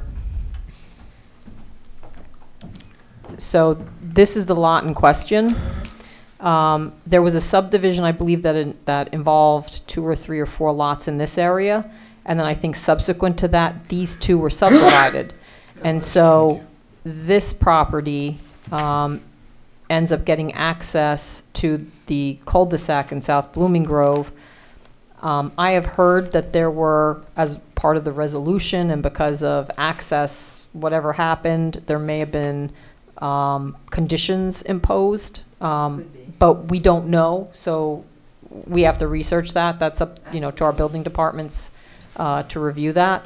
I know that there is some kind of little footpath. This doesn't look like, to me, like it's the property that it had been described to me, but Right. I'm not sure. So this is the one that's subject of the application, and then you have some kind of footpath that seems to go to this location. I don't know if it goes all the way out. You'd have to look at other maps. So that's a footpath. We could zoom in a little. Are you pointing back to Seven Springs Mountain Road? So if I zoom in here, see how there's a line coming through here? Yes, I do. So, and then it goes to this building. I don't know what happens if it continues on, or if once upon a time it did, but maybe it's a different owner. That's just what the aerial is showing, that there was some footpath. And, full disclosure, the way that things are mapped and the layers, the lines may not be entirely accurate. So it's possible that that little shed is or isn't on the property in question. So, but there are questions, and we have received comments from the Village of South Blooming Grove's engineer, which we have to follow up with. The board is aware that there are improvements that appear, a dumpster and some other improvements that appear to have been constructed within the Village of South Blooming Grove's right-of-way. So that's being researched. South Blooming Grove has requested a survey to confirm what is or isn't, again, on the property. These are all comments that the applicant will ultimately have to respond to when they receive them. So again, we're just trying to get public input as far as the neighborhood and concerns and information on this particular application. I appreciate that. Sure. We want to be proactive and take care of any problems ahead of time so they don't grow out of proportion. And I appreciate that. Thank you. Thank you. The next person on the list is Lillian C. Rahauser. Close? Took me 3 years to learn how to And your address? My address, Yes. 264 Seven Springs Mountain Road. Okay. Right outside his house. I understand from the neighbors, because I do not know him, but that he's a very, very nice, pleasant young man. You want to have a gathering place? You live next door to Moishi, right? Yes. Moishi already has a gathering place. And my only concern here is that the people coming to this place will not be going through my yard. Because right now, 2 people asked me if they could come up the road that I built, the driveway to my house, a 600-foot driveway, that I paid to plow. Can they come up there and go through the yard to Moishi's house? Yes. Next thing I know, we've got a caravan coming through. That was one thing. Now we've got the taxi cabs coming up. And they're honking their horns in front of my house, dropping people off. And when the people, they're going to pick them up, then they're not there, they're leaning on the horns. Best of all, today I got a delivery of lumber. I'm 72 years old, I am not building anything. If I wanted to build, I would go work with Jimmy Carter. I don't care. If you have a gathering place, I understand it entirely. But will these people be coming up my driveway? And because you do live right across from me. And a very nice man, his house is lit up all night because they do that. But I have another house that has all the spotlights shining in my house, which is kind of nice because I don't have an electric bill anymore all night long. So, yes, I was going to object to him having this gathering place, but I think that it would be a good idea, as long as they have access from another area. And yes, I was here when they built that house, and we did not want the house built because it does interfere with another neighbor's well. But there was an issue about his access, and yes, I remember when they did cut that driveway there, because there was no access to Seven Springs until they built that extra alley there, or whatever that road. So I'm looking at the map, 264. Is it this kind of flag-shaped lot that you go all the way? Yes. Okay, yes. thank you. Right. And so you're saying that they're essentially coming through your yard and then... They come all the way up through the driveway. You know, it's a 600-foot driveway. I have one other neighbor, no, 2 neighbors there. And then they go up to my garage and through the woods there, which is my property.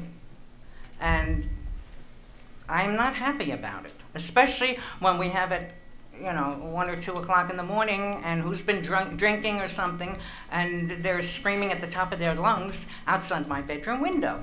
I don't need this. I'm too old for it. Let alone they're constantly after me to try and buy my house.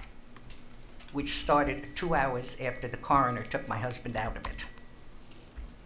So, but other than that, I have no objections. And yes, his entrance to his property, even though the property is in Monroe, is in Blooming Grove. That's it. Thank you very much. Thank you. Let me first see, is there anybody else from the public who would like to speak who have not signed up? You're welcome to come up. Just give your name and your address. Anybody at this time? No? Okay. Would you like to come back up, Mr. Wagshaw?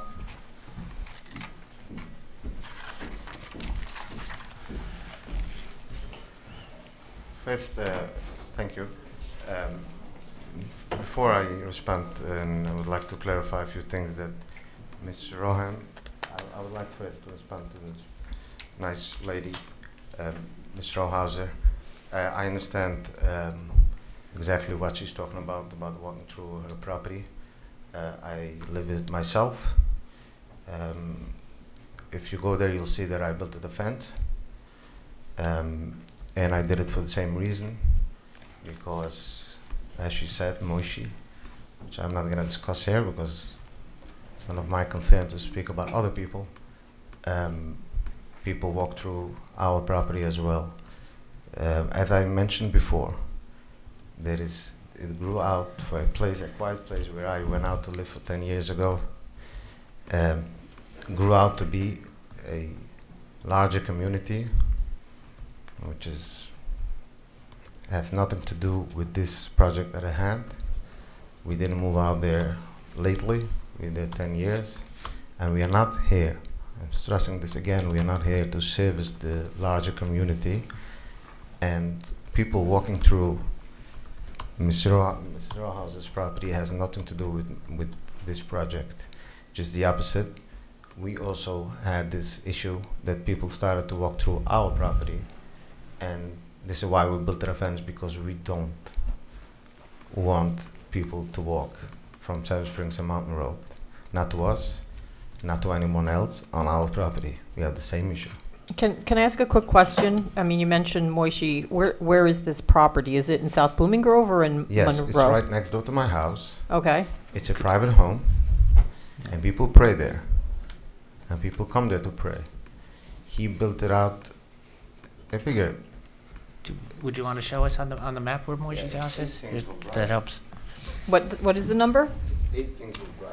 Is this him on that? That actually looks like 11. So this is 8 here. This is it, right here. Okay. You see this built out? Mm-hmm. Yeah, he extended to his house. And of course, I have nothing good or bad to say about it. And I would rather not, since it's of no concern for me, I would rather not discuss it and leave for others to determine that. My point is that at the same time, when there is going out rebuilding conditions and bigger gathering places, all we ask is for a small existing place to come, a small group of people, not walking through any properties. I can hand over to the planning board the few people that come to pray for us. They don't live the other side where they have to go through people's properties. I'm glad you mentioned Moishi and other places. There's bigger gathering places, and as I said, these few people that come to pray for us doesn't change traffic or foot traffic or any traffic in this area. The only thing is that now, and I understand people have issues, and I'm not here to defend anything, and I don't want to go into all issues. I don't have sides in anything. It's just that now there's finally a public forum where someone, and the smallest one, that wants to do a small gathering place, has a public forum with a board, and people can come and express stuff that they might be right, or maybe it's exaggerated. I'm not going into it. But now people would come and express things, and I have nothing against it, and everybody has their concerns, and I'm not here to discuss them, good or bad, positive or negative. But the point is, I would like, if it's possible, to keep not a bigger picture, because we are not here to solve the bigger picture. We are here just an existing place for a few people to come pray. And we are definitely not agreeing to anybody walking on anyone's property and invading any privacy. And as I said, none of our congregants are ever going to stop set foot on anybody's property, including. And I can't speak for everyone, for all the other. If I may, just a few minutes, just to express Mr. Schreiner's concerns. First of all, respectfully, she mentioned a lot of issues that have nothing to do with the planning board and have nothing to do with this issue at hand.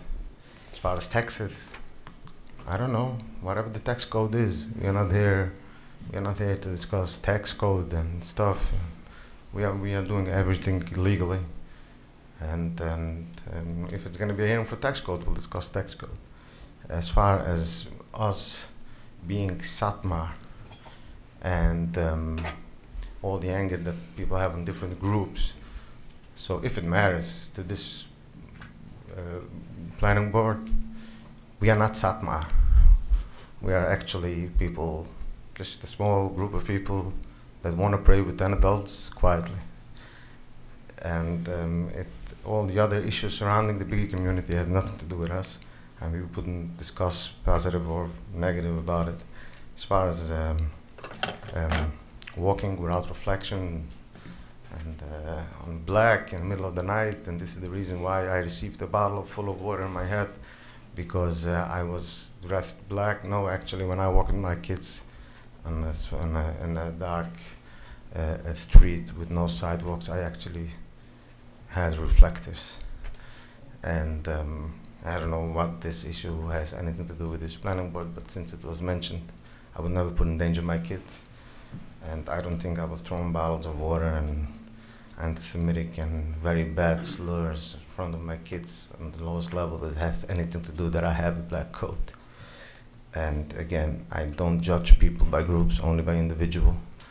And as far as Purim being very loud with the decibel and noise, I would just like to tell you guys that not only, as I said before, we are not here to do parties and gatherings but even the bigger synagogues and the bigger, actually Purim is being done in a family setting, every family for themselves.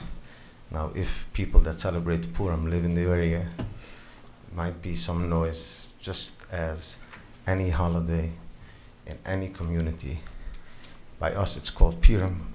By other people, it's called different holidays, respectfully, where the nature of it is that you hear a little music in the background.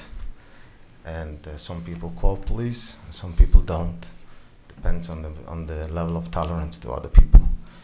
But that's for sure that it's not being done even in the bigger synagogues at night Purim. It's being done in family settings in private houses. And even if it would have been done in synagogues, not in ours, because we're just a small place where we want to not have to walk a mile. And by the way, just to finish off, right now, as we speak, there is not a legal synagogue, a legal gathering place within a mile radius where I live. And there is hundreds of people living in the area. So as I said, I think it would be a very strong message to show that a group of small, just a few people, spent $10,000s of dollars and went the way it's supposed to be done, and they succeeded, and the system works. Thank you so much. Thank you. Thank you. I have one letter that I'd like to read into the record. The person who wrote it asked that it be read into the record. So it's dated April 16th, 2019, to the Planning Board, ZBA Board of the Town of Monroe. Thank you for the opportunity to read our statement of concerns regarding the plans for the 10 Kingsville Drive Synagogue. My husband and I live at 6 Kingsville Drive and have for the past 10 years. I personally have lived in Orange County all of my life. I've lived in different residential settings and looked forward to my husband and I owning our own home in a nice residential area. With the announcement of a parking area and permit for a special meeting place at the Kingsville Synagogue, this raises concerns for our small, diverse community. First, I'd like to state that it doesn't matter what type of religious building is being discussed, synagogue, church, temple, or mosque. We understand that the religious beliefs vary greatly in our community, nor is it an issue about religion or anti-Semitism, as we've been blatantly accused of, but an issue of practicality of a meeting place with a 10 to 11 car parking lot being constructed in a residential area. The definition of residential is an area of residences with quiet traffic, not special meeting places or parking lots. We are unaware if the board members have had an opportunity to actually visit this location, but the picture attached gives you a visual of what actually exists. Site plans can only give details for the specific project, but a photo can give the visual for the environment that surrounds the project. This area is semi-wooded, giving one a feeling of peacefulness. This peacefulness will be destroyed as there will be a need in the area specified for the parking area for trees to be cut down, trees that have been here for at least as long as this development was constructed, and higher volumes of traffic on this small cul-de-sac street. Lastly, from the information we've received, it is our understanding that the members of the synagogue was approximately 16. This is absolutely untrue. From the late night meetings that are held at the synagogue, aka special meeting place, the amount of vehicles that are parked along our street fills both sides and then some. Should there be a need for an emergency vehicle to enter this street, it would be incredibly difficult. The people who attend these late night meetings are loud and disruptive, and the idea that this proposed parking area will satisfy the synagogue's need is absolutely ridiculous. We can already hear that they need more room for their meeting place. It will never end. The town of Monroe and the village of South Blooming Grove have zoning laws that are for everybody and for good reason. This should not be an exception. This is a small street in a residential area with residences, and nothing else should be accepted. Thank you, Regina and Gary Kelly. So that's just for the record.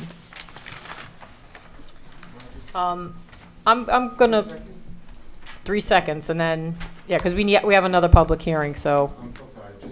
I forgot to mention first of all. Okay. That the woman said that she's not sure if there was cutting into the curb and everything. I would like to state for the record that there was a legal easement when this house was built. It was actually held up for the permits, and nothing was cut out without acknowledgement and written permits from the village of South Blooming Grove. This cutting, this driveway, the easement is 100% was done when the house was built. Is it an easement or a permit? You see, I'm not 100% sure if it's the legality. I'm not so familiar, but I spoke to the people who built the house, and they told me that they used the word easement, but I'm not sure if it was just to say I'm not 100%. I understand it was an easement for them, or basically an okay to cut through and come in and use and access for a driveway. Okay. A driveway permit. I'm not sure exactly now, I'm going to finish. I'm so sorry, but it's very important. If I could please just respond one quick point about this letter. First of all, the person, I would never go and badmouth any person, but happens to be that this person moved in after I moved in, and he was practice shooting with live ammunition in his backyard, where my kids are running, and I just for peace with my neighbor, I never reported it, and I never said a word. So all of a sudden, he is for peace, a person that was practice shooting with his gun in the backyard where kids are right nearby. And by the way, and I never speak about people negatively in public, for sure not, but this is really interesting that a person would do that in a quiet neighborhood that has a problem, that we have a few more parkings that we're not even going to use because we are only doing it for the code, for the zoning code, and we are not even traveling with vehicles. And as far as trees, I believe, David, that we are going to add trees, not cut down a single tree. We are only going to add trees. It's right there in our plan. And one more point, as I said before, now, because there's other places who didn't go through the process and the legal process with an application, the anger is going to come out now for us that we are doing it the legal way. I'm not going to mention names. I don't want to speak about other places, but I understand this person. He's upset. Cars, traffic, noise.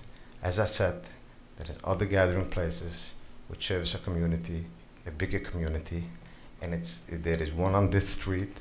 I don't want to speak anything negative about it, but these cars and all this noise has nothing to do with this Saturday small, quiet gathering. It's just something that bothers him for other people that maybe they should learn the lesson to go the legal way. Thank you so much. Thank you. Board, yes, sir.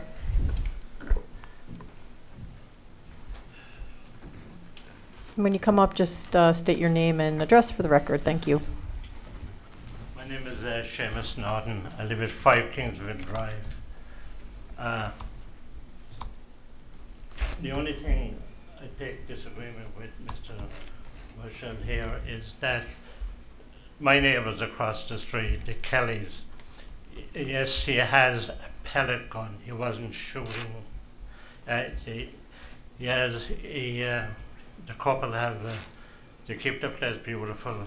They have a garden down there. They work very hard at it, okay? And they use a pellet gun sometimes to keep the animals away. Like when you say shooting, you got to be specific. It's not like an automatic rifle or some shotgun or anything. It's a pellet gun that he has, okay? And I just want to, that's all I'm going to say on the whole thing. Yes, and I understand about the meeting. You're entitled to have that within the law as it is set up. I wasn't going to say anything tonight, but when I would have to defend my neighbor on that issue, okay, about the gun, okay? Thank you very much Thank you. for that information. Anybody else? We will be continuing the meeting to the next planning board meeting. Which I think is May 21st at 7 p.m. Yes. So with that, we don't have to pass a motion to continue it? We just continue it to the next? Motion doesn't hurt. I don't know that you need to do any more than announce it. Okay. Let's do a motion. So I make a motion. Oh, sure. I had a few other things. Yes, Jason. The verbal narrative that we got was excellent. It's really what, as Jeff said, what we needed. Can you put that on paper so that we can include it within our approval resolution when the time comes? And secondly, to address the woman, I'm not going to try and say your last name, I'm sorry. That's another reason why I think the congregate map would be helpful, so that we can then say, this is where Mr. Rabbi Wagshall's congregants live. They are not the ones that are going through your backyard. I know it doesn't solve your problem, but it would at least alleviate, or it would provide some relief, saying, okay, they are either part of my trespasser problem or they are not. So, can we get that? Absolutely. All right, I'm done now. Okay. Anybody else? So I'm going to make a motion to continue the hearing to the next planning board meeting, which is May 21st. May I have a second? I'll second that motion. All in favor? Aye. Aye. Aye. Any opposed? Any abstentions? Motion carries. So we're going to continue this over. We do have 2 memos from the consulting engineer for the town of Monroe, as well as a memo from the village of South Blooming Grove. There's various information that is still required to be provided on the plan set. Mark, I don't know if you want to go over that? Okay. So I think given the fact we're continuing this, I don't know that we need to go over it. I can give you a copy of one of each. Yeah, and then as far as the village, they have expressed that site plan doesn't appear to be based on an actual field survey and does not depict the access to the parcel from Kingsville Road, nor does it depict the Kingsville Road right-of-way. Information is required to adequately assess the potential for impacts to the village street. Additional information in regards to occupancy is required to assess potential for impacts related to traffic on the village street. And then additional site plan information regarding site grading is required to assess if there will be any stormwater impacts to the village street. We also note that it appears that there may be private facilities located within the village street. However, without a detailed property survey, this cannot be confirmed. So again, we will be continuing the process. We are asking for additional information so that we can make a decision and determination for this particular use. So with that, I'm going to move on the agenda. David, do you have anything else that you want to say before we Yeah, I'm a little bit concerned because the Village of South Blooming Grove is referencing April 25th, 2018 plans, and we're already up to March 28th, 2019. I think we had provided them at the very beginning of the process. We had provided them the plans, so we should send out the most recent set. Well, how can I help in expediting that? Perhaps, before sending out the other set, let us address the letter point for point with the new set of plans so that we can wrap everything up at once, you know, as opposed to them reviewing it without having the benefit of our letter. Mike, is it okay for David to send directly to the village a set of the plans, or should it really come from Noreen? I don't see a problem with it. I know the county is a little bit different, but I don't see why that would upset the village. Okay, so Will we send it, or? why, do you feel like you would expedite it? Oh, we'll address this, you know, right away. Okay, so I just need to make a decision who will be sending it, Noreen, or do you want to drop it off at Village Hall? Why don't you have it come through Noreen, because I'm going to want a full set as well, because the resubmittal was only one of the 3 drawings that I received. So we should get a full new submittal, both for, actually the board should get a copy for their benefit, and as well, a copy could be sent over to the Village of South Blooming Grove. And Dave? Well, I know, I agree, Mark. I was just waiting for the comments from the Village of South Blooming Grove, you know, to incorporate all of our comments into one set. Understood, but my indication is that when we get a submittal, it shouldn't be one of 3 drawings. I know we try to conserve paper, but we should make sure that we have a new set to reflect any changes on any of the 3 drawings that may have occurred. So, David, if you could also provide those digital, the 3 plan set digitally, and then because we are putting I sent them out from Saul, because Saul sent them to me. I thought I emailed them out the day he sent them. the most recent 3 plan He sends them set? to me after he brings me the papers. Okay, because I just want to make sure that we're putting them on our website, which we're doing now. If you To the best resend, of just my in case. knowledge, absolutely, without Okay. question. And let's not change the order procedure. I'll bring everything through Noreen, and she can distribute accordingly. Okay, so cutoff for the next meeting is the 25th of April. And I'm just asking for submittals by noon that day. Does the board have any objection? I mean, I had some minor comments that Dave could incorporate into the new set. Does the board have any concerns with updated plans being the ones that are circulated? Which could resolve some of my issues and get them off the table. I don't have an issue with it. I think it's better if he's going to resubmit. Right. So Dave, you can just address a couple of my minor comments. That way we'll have the whole set up to date. Mark, absolutely, not a problem. I think I'll send that. What? Okay. What was the date again? I just went to April 25th by noon. Okay, and then we just need to confirm that it's been sent to Orange County. We'll confirm. Because I believe we're within 500 feet of a municipal boundary. I believe we have to send it to them. Yeah. I think you have. It's a adjacent report to the from municipal Do we have the boundary. report? Local. Local determination? Yes. Okay. I thought that one was done earlier. Yeah, that might have been So it's in 2018. 239 is it done? I believe on this one, yeah. Okay. So that will be it for this evening, and we will see you at the next planning board meeting, and then you can coordinate with Mark in between. Absolutely. All right, thank you. Not a problem. Thank Okay. you very much. Thank you for members of the public who attended, and this will be continued to our next meeting in May. May 21st. So again, it'll be May 21st at 7 p.m. or soon thereafter. Next item on the agenda will be Hillside and Scott subdivision. You know what? I think I was looking at Hillside Scott file when I said that. I think it's done anyway. Give the green cards too? Sir, thank you. Okay, I didn't know what you wanted. I'm supposed to collect them both. Oh my God, just punched. These vials are getting blown out. Look at all the ones I got sent back.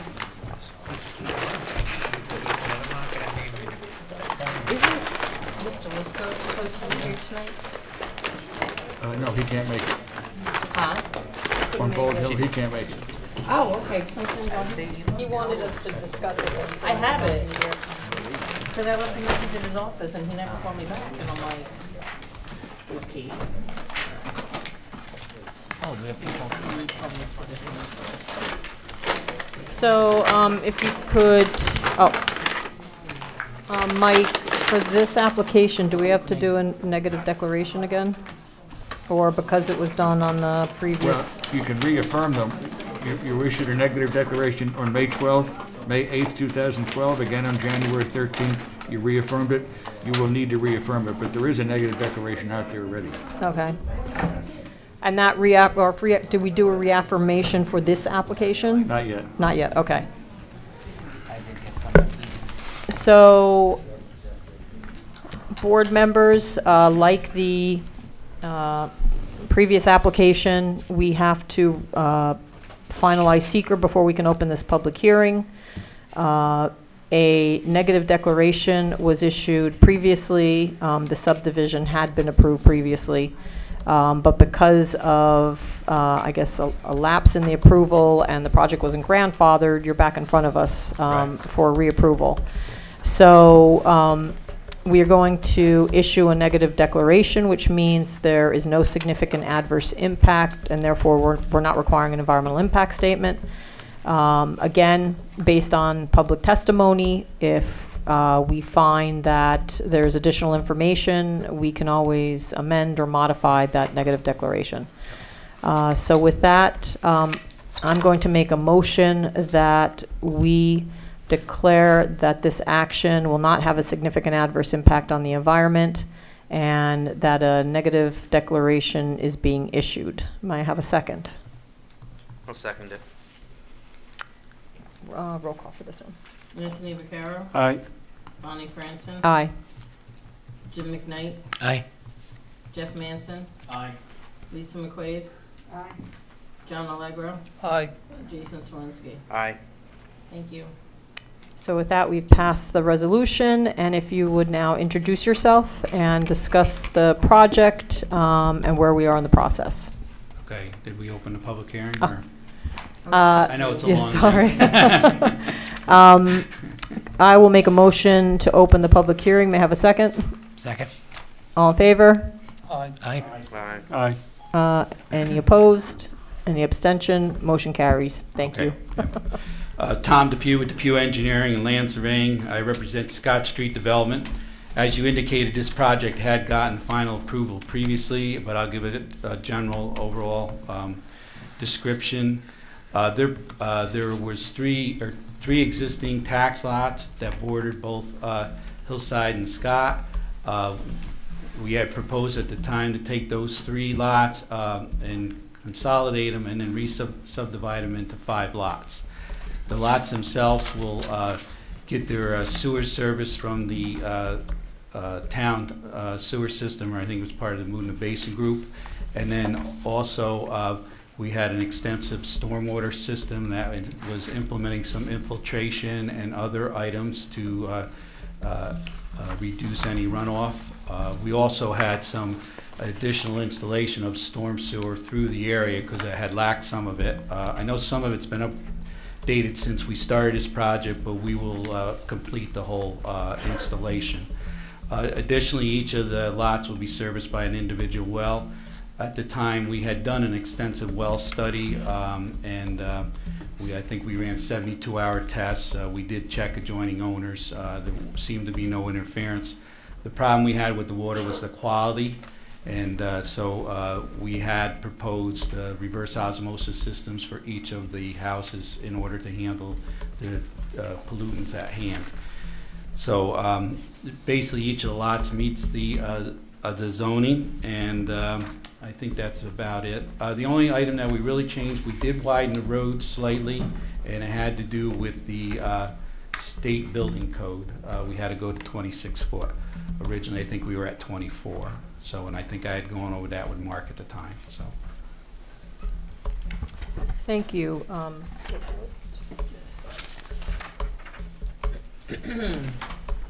All right. The list of individuals who would like to speak for or speak at the public hearing. First name on the list is Doris Horstman. Good evening. And just state your address for the record. For record, I am the president of the All Seasons Co-op. Okay. All Seasons Homes Co-op Okay. that adjoins the road. We were actually the owner, previous owner, and sold it to Scott Street Development. Okay. We've not been informed of anything that has been going on in the last 7 to 8 years, so we're not quite sure exactly what's going on across the street. Okay, again, just your address, though? The whole address is 14 Scott Street Road. My Okay. personal address is 16A Scott Street. I am, as I said, the president of the All Seasons Cooperative Board and a shareholder. All right, thank you. When the gentleman just said that you rezoned it and you're gonna have 5, can I ask questions? Sure.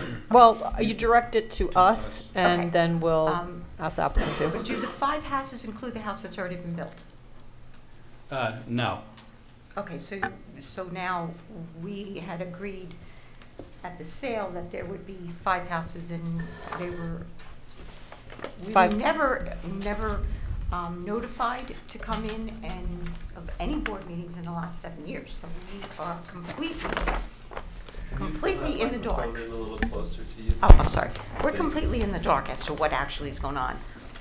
Were notified 2 days ago from our management company that we received a letter that was sent to them at the wrong address. Okay, so I'm at a short notice here. We were agreed at the sale that there would be 5 houses and 5 lots only. Now, it was approved to do 6. Is that my understanding? Well, did you own the other piece of property We down there? owned the property that you purchased across the street, the entire property. Yeah, I'm not so It sure was about sold- that. I'll have yes, to sir. check. Well, I I'll have have to check it because these guys were involved in other property at the time. But this proposal has not changed since 2006. So I don't know why nobody's been notified. Yeah, let me just outline the history if I could. The original application was filed in 2006. Conditional final approval was granted in 2012, but lapsed. It was approved again in 2015, and it lapsed. And the exact same application that was before the board has now been reapplied for the 3rd time. The last meeting that we were notified of was 2 years prior to the moratorium on building. That probably would have been the 2015. Okay. At that meeting, Approval. at that board meeting, it was requested that you wanted 6, but there was a lot of problems with the road and so forth that we wanted, if you approve 6, I'm fine. No, this We just- subdivision I just approval wanted has to be always clear. been for 5. This has always been for 5. Okay, Always 5, plus and they're the building seeking, that's up. I don't know what else there is, but I'm just saying 5 lots. They've already built 1 building. That could be on the 1 lot, now it turns into 5 lots, which would mean 4 more, but I Bring don't up the know. map maybe, or let her see This the is the map? same Yeah. subdivision that was approved before, there's no change to it. Yeah, and just for the record, this board was not sitting in 2015. We're new members, so any information you can provide us with, feel free, because Because we were not notified of anything up until this moment. The last meeting I was at, as I said, was approximately 2 years before the building moratorium was. That's the last time we were notified. There was We a public filed- hearing in 2000, the last public hearing was 2014. Yeah. We were not notified of that hearing. So we are, the only notice that we received that there was building going on was that the trees across the street were last week, the trees across the street were totally torn down. Well, in any event, you got public hearing notice of this.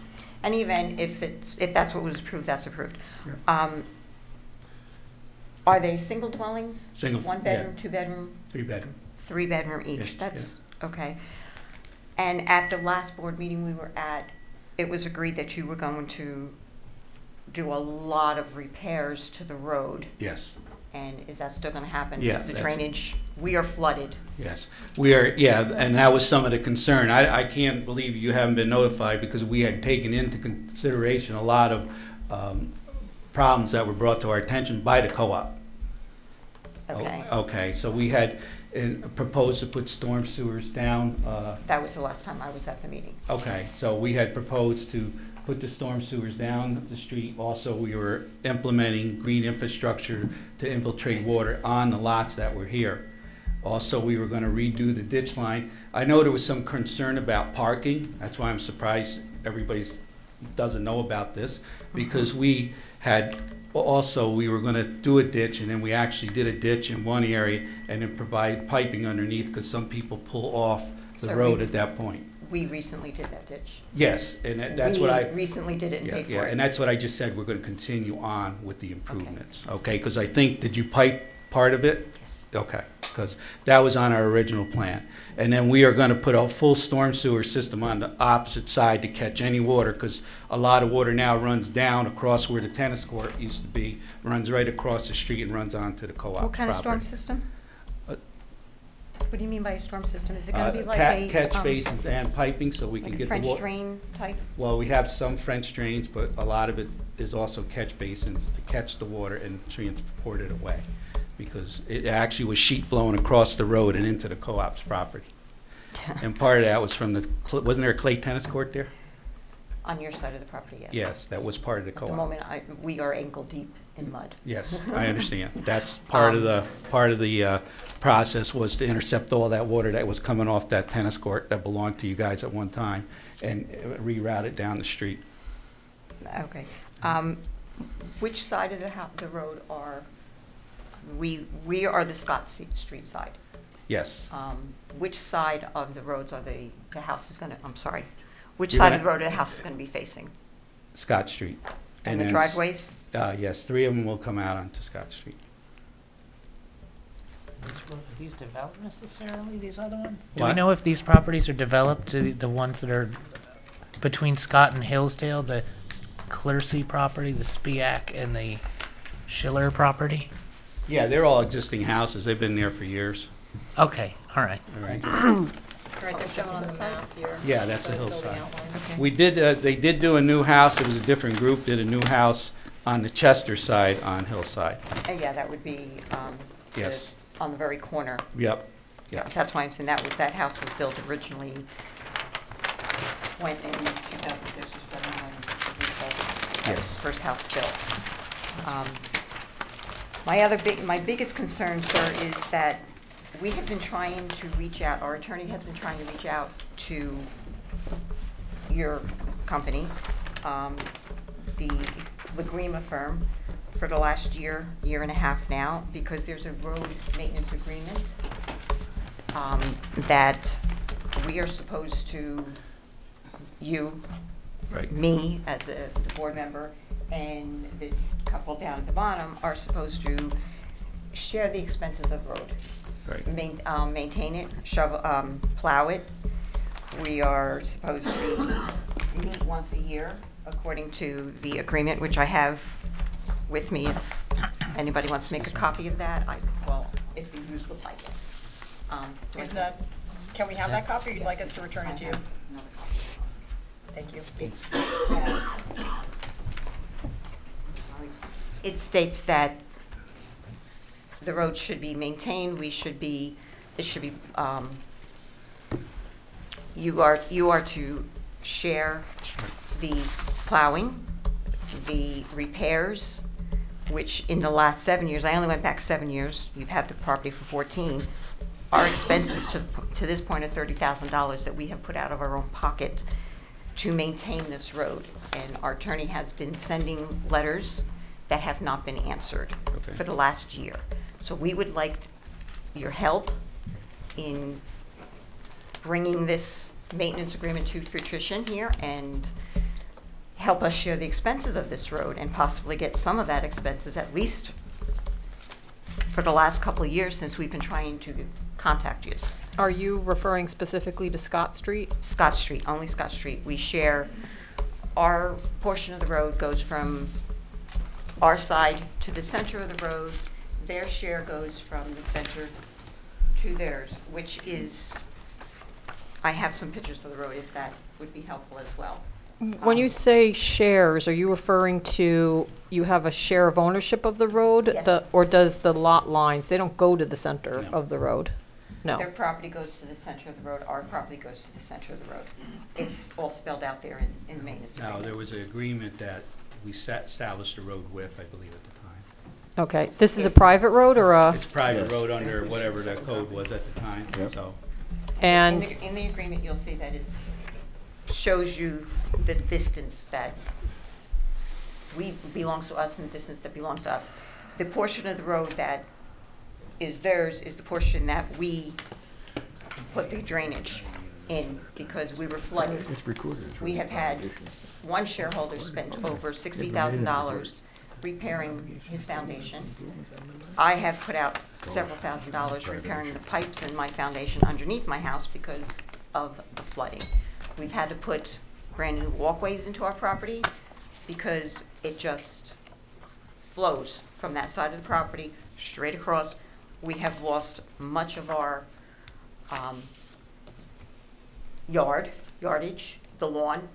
We are now looking at the drainage system coming out from the ground by a good 2 inches because the dirt has completely washed away. Right now, if I walk on my road, I am ankle deep. Walk on my, not the road at this moment, but if I walk on the grass, I am ankle deep in mud throughout the entire co-op because of the rain. When it rains, it pours, and it's like a tidal wave coming across the road, and I'm not exaggerating. The road is very small. That's my other problem with the road. There is no parking, and if you're going to be building, there is no way that this road is going to accommodate backhoes, trucks. It barely accommodates our vehicles. At this point, I mean, there is no way that a truck is going to come down this road. you're welcome to submit that for the record if you like, or you can send it to our planning board secretary. Those copies you can have. You can see that you can barely fit a vehicle. I happen to own a Ram pickup truck, which I very often slide on the gully because there is just so much mud that we cannot park on our side of the road. This is Scott Street I'm looking at? That is Scott Street, sir. We have to park towards the middle of the road because there's so much mud, I'm sorry, I apologize. There's so much mud that the cars get stuck. So we're like half in the road most of the time, and I can't get around the cars because there's now a gully on one side, a drainage, and we can't get our cars out of our road. What are the proposed improvements for the road, if any? Historically, this is an existing private road. It existed before the town adopted the private road regs. When the planning board reviewed it on the prior approvals, they required that the applicant, to the best extent possible, improve the road to a standard that would be appropriate. At that point, they recommended the private road guidelines from other municipalities that ultimately are consistent with what the town ended up adopting. And that carries forward to now, to the extent that we've told Tom that now that we have a requirement to have 26 foot of finished surface, we want the prior 24 from the former approvals to be expanded to 26. So. Yeah, we had agreed to that. That was not a problem. And is it being improved, is the surface being improved? Actually, yeah, we're Surface is gonna, being the whole improved. surface, sub-base, everything, because what's there isn't, you know. So you're essentially paving it?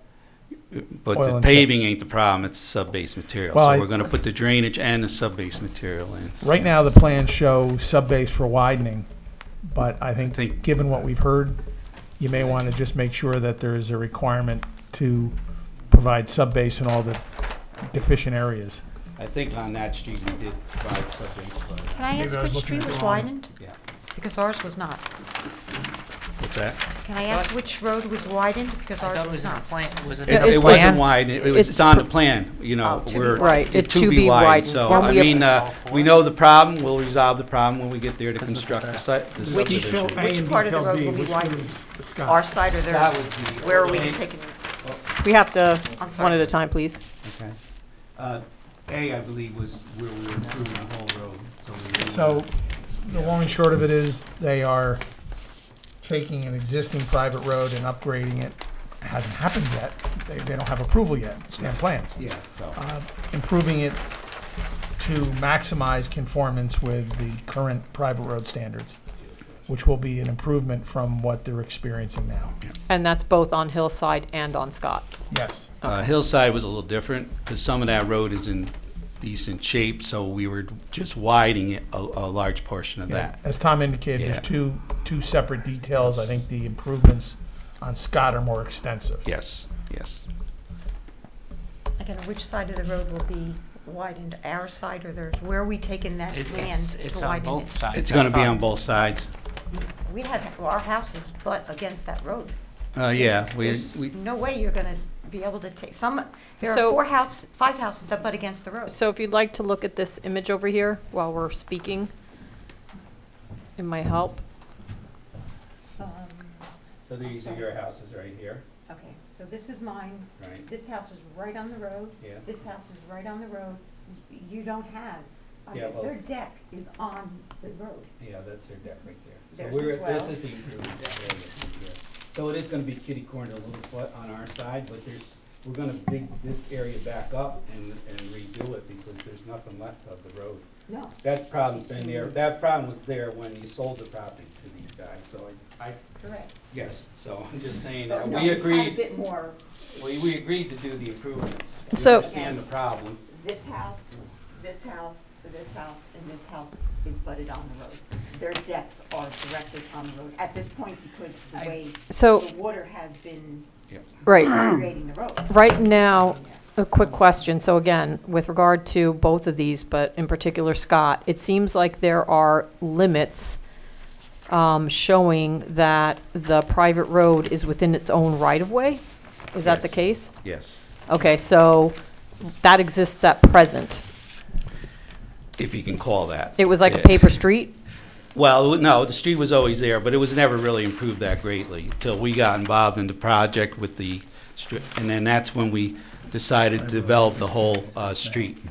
And at the time, there was no standards, but we pretty much matched the standards that were in the area for private roads. I mean, it's a substantial sub-base replacement and Right. everything. Tom, could you clarify that as part of the private road maintenance agreement, was there an actual private road right-of-way established and has been? No, the surveying shows that these roads were there under the original subdivisions. And Right. they're quite old. Well, that's because I'm looking at a tax map, which aren't always accurate. But the way that the tax map shows the properties, it appears that there is, even if it was paper, for portions of it, that there is a right-of-way for Scott Street and for Hillside Ave. Yeah, these are right-of-ways, they're not owned by anybody. Okay. Okay, they were, back in the day, these subdivisions are old, they were done by Bush Knight and Thompson, so, yes, and then there were certain ones that fell under the private street rule at the time. So basically, the property line's in here, and that's why we got involved in doing the road maintenance agreement to maintain the roads, and it was also gonna maintain this piece of Hillside also was part of it. What I'm asking is the lines for the property lines on the subdivision plat. Right. They're consistent with the depiction on the reservation on the tax maps. Yes. To the best, obviously, that you can accomplish. Yes. So with regard to the proposed improvements and the location of this 26-foot wide private road, is it centered in the right-of-way, or is it It's actually constructed more to one side versus the a other? little bit more to our side because of the problem with at the time they had parking in the front yards on their side. And then we had proposed ditching and just piping in those areas so they could pull over and park. Yeah, and I know you've done some of that work, but that's only a portion of what we had proposed at the time. And just to clarify on the 24 to 26-foot change, the road as it's proposed is not being widened from what was shown on Tom's original drawing. Okay. Because the subbase was always there. Right. It was unimproved shoulder. Okay. The code requires now that they finish that. So Right. the width of the improvement is the same. It's just that the surface treatment is widened. It's wider, yeah. And you included a condition in your earlier resolutions of approval, one for Scott Street, one for Hill Street, that read, the precise location of the improved travelway of Scott Street, and in the same condition for Hillside, shall be located in the field during construction in consultation with the building inspector and/or the town engineer in order to avoid, to the extent possible, removal of or damage to existing shrubbery on the property of All Season Co-op fronting on Scott Street opposite the applicant's property. Any removed or damaged shrubbery shall be replaced by the applicant at its expense. The swale is existing on the Well, at the time we did our drawings, All it Season wasn't. side? They have done some improvements over there. We had no choice but to Yeah. do. So the swale that's shown there is existing Improvement this year. on your maps? I can't state that's right where it is because they did the work outside our drawings, so I have no idea where it is. We couldn't contact them. Sorry about that. We tried, but we were getting no, we tried to contact them.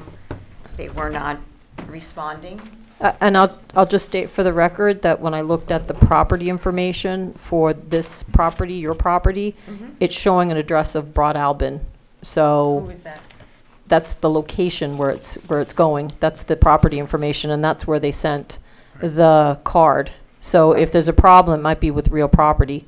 All Seasons Cooperative has been there since 1964. That's when we were established, and we have never changed. Right, so I have right up here, this is the information for the property. It says All Seasons Co-op Home Corp. The address is 4 Bridge Street, Broad Albin, New York, 12025. So if that's incorrect, I think that's something you have to bring up with the property. Property, We can only real mail property. it to where we're instructed to. Okay, well, What's on the tax records? back 7 years ago, we were getting it to our house. I don't know why the addresses have changed. I don't know. It came to 114 Scott Street up until 7 years ago. Okay, I don't know how or why that has changed. Our tax map says 7 Scott Street, 14 Scott Street, 116 Scott Street now. Right. Why it has changed there, I could not say, but if you could make note of that and make sure that. Yeah, that's the mailing address. I don't know if maybe you had an attorney at one point. They were the official, it is, so it needs to be corrected, just so you know, because the applicant is required to send notices, and they send them again to the records that are on file with the tax assessor. So, I have our tax map, and it says 116 Scott Street. Right, your tax map says it, but the mailing address for the taxes is not the same. The mailing address on the tax map says 116 Scott Street. Yeah. We're not talking about the tax information map. we're given. I can't, Right. We're talking about the assessor's records. Yes.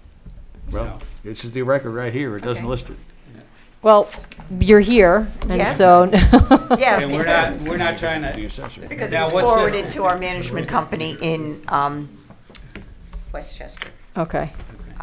Okay, again, how can we, according to that management agreement, that road management agreement, we're supposed to form a committee? That's a private issue for you to work out. The town required that extra the copy agreement of be that put in I place. just handed it to the board. All I'll right, so- scan it and send it to you tomorrow as So well. send it to me, and I'll, possibly, they have the wrong address on Scott Street, too. Again, it's there, no, we have an address in Brooklyn. It doesn't mean that he didn't move. Let me. So we'll look at that agreement. Again, it may be private, but let's see to what extent it may have an implication for the subdivision or any approval. Are there any other restrictions that are imposed as part of the co-op on the construction of the lots? I'm curious. Not that I know of. Okay. I know that when we sold the property, it was agreed that they would pave it immediately. Obviously, that didn't happen, and That's because we were going through the approval process. We're not well, there allowed was just to go two out and different pave it. gentlemen there at the time. Yeah, I was curious, I've lived in a subdivision previously where it said you had to build a certain size home, you had to have a 2-car, sometimes there are those types of Yeah, there restrictions. was I any didn't know if there was restriction anything. done. I can research that, but I don't think there was any deed No, there's restrictions. no restrictions. on Okay.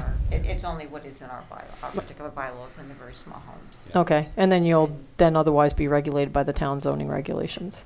Yes. Okay, thank you. Okay, I guess, do we have a time frame as to when the road will be? Well, Do we as have a soon as time frame? My As soon as sense. we gain approval, year, we 2 will start years? the work. I mean, that's. Do we have to Because the road send is out a for mess, and GML we can't again for drive, this? you know, we've got Because potholes. it's next No, to I Town think of we had- Chester? This is the one that I pulled up Again. before. I thought I was looking in Kingsville. You have a local here from I January. believe they gave us 2 generic comments. Okay. Indiana bats and being in an archaeological area, which we weren't because we Local had dated March researched- 1st. Yeah, Okay. we had gone through that with when we did the sewer line extension, we went through that and there was no, Okay. archaeological or historical facts on the Okay. property. Because it had all been disturbed. They had that tennis court on and everything else, so they kind of exempt us from that. Okay. At the time. Doris, do you have any other comments you want to raise at this point? And my inclination is to leave this open until we have a little more time to look at the road maintenance I think agreement and the plans.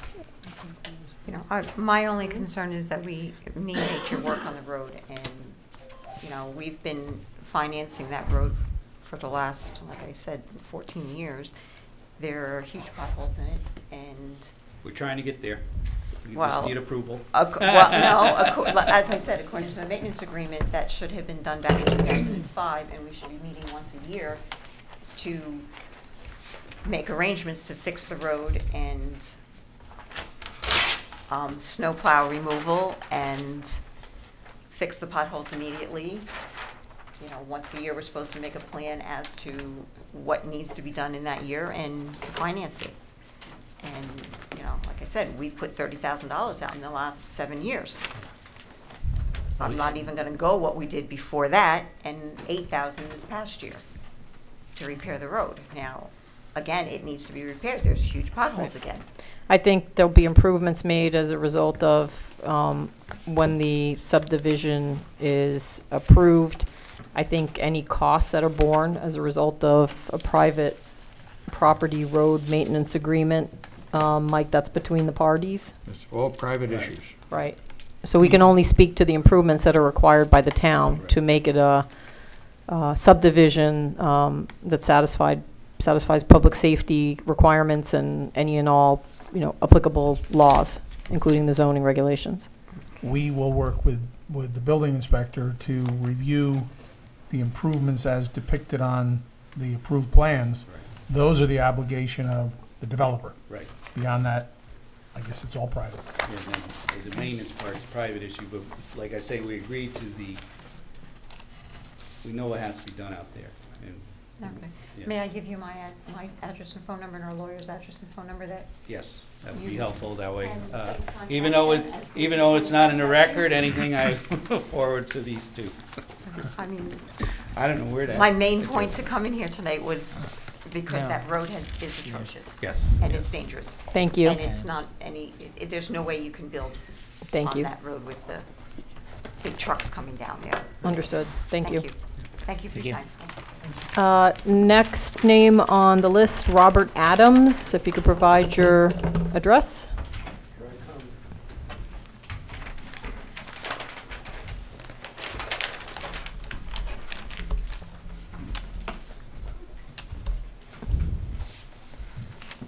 Good evening.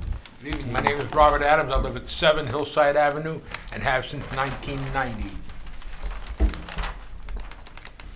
This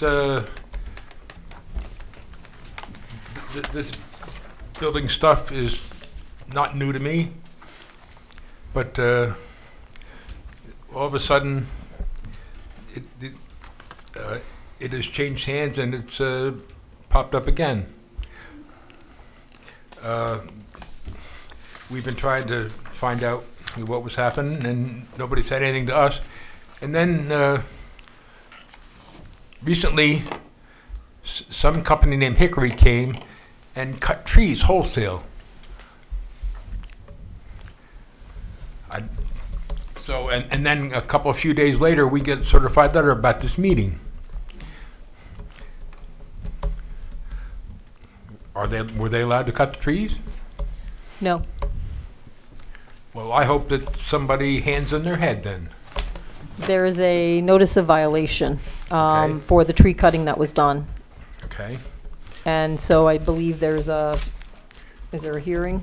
I don't know if it's been held yet, but there's a date. Right, and there's a date, so, Well, they devastated that whole area, and they didn't have any business doing it. And anyway, you're talking about making Hillside Avenue 26 feet wide? Yeah. Where in the world are you going to get the land? Well, the largest portion is going to be on their side coming in. Well, it's going to kind of have to be, because at the end of my driveway, there's a telephone pole that's about 4 feet off of the road. Yeah, I know I think we did call for 1 or 2 poles to be moved, so. Okay, what are you going to do with all the wastewater that comes down Heaton Road and around the corner of the hillside and it flows down our drainage ditch? Well, we show just doing some drainage on our side. Oh, yeah? We don't go all the way to Heaton. Well, but the stormwater comes down Heaton Road and follows the ditch along behind our mailboxes and right down Hillside Avenue. How is that going to be addressed? That's outside the subdivision. How is that? Because it stops at the town line, so we can't go past the town line. So what are we going to do with it? are you referring to going into the town of Chester? I'm Well, just trying the to water understand. comes from the town of Chester into the town of Monroe. Okay. So, I'm sorry, I'm not understanding it. So it comes down, you're saying Heaton, and then there's a ditch along. Yeah, there's a what's ditch this road? along Heaton Road. Hillside. So from Heaton towards Cooper on Hillside is where the ditch is? Yeah. Okay. Yeah. Yeah, come on up. please, yeah. Can Tom, you see just here? Yeah, one thing please to do. note is the plans do include I a think we gotta new scooch down. drainage pipe. Here and comes down this side, and you can actually see the drainage ditch. Okay. So it comes all the way down here, all the way down to this road at the end here. Okay. So it does go down to Cooper, you're saying? And Yeah, okay. down to here is where it collects. And then catches the storm down that way. So yeah, it runs on this side, all the way down. Okay, thank you. Thank you. And just perhaps Thanks. to refresh the board, and if you didn't see it before, to see it new, there is a new proposed drainage pipe up on Heaton, carrying flow in a northerly direction. I would say probably trying to pick off some of the drainage that's coming onto Scott. Right. And then on the south side of Scott, for nearly the entire length, there's a new drainage system. Yeah, but their problem comes down Heaton. 'Cause you're coming down the hill. So that, all the water on Heaton is being turned down. We did put a catch basin down at Cooper to catch some of the water across. But that is in the town of Chester. There's nothing we can really do about that. Well, what are we going to do about it? Well, that's, Well, This developer has to handle its stormwater within, runoff. right. This is runoff that comes from another property and goes on the opposite side of the street that they don't control in a different town to another location. It's not this developer's responsibility. They can't add to it, but they don't have to fix that We problem. can't. Was this ever Okay. referred to Chester during the process? Yes.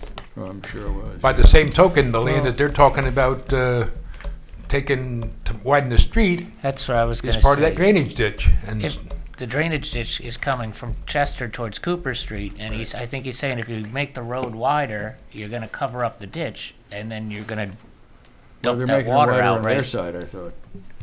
I thought it was on both sides, but based on the map I'm No, looking you're at on here. the- It's on his side of the road.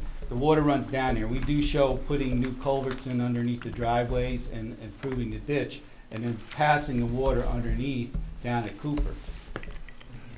Because that's the only opportunity we have to handle the water at that time.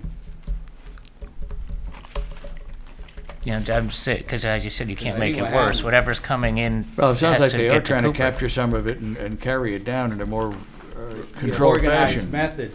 I think what happens is somewhere along the line, the water used to go under hillside, and they diverted it down hillside, and it used to go down. But are you saying Cooper's in Chester? No. Because Cooper's in no. Monroe. No, Cooper's in Okay, we're talking about So Heaton. where is, you need to get up here a little Up bit here? more. Here you go. You want me to do the aerial?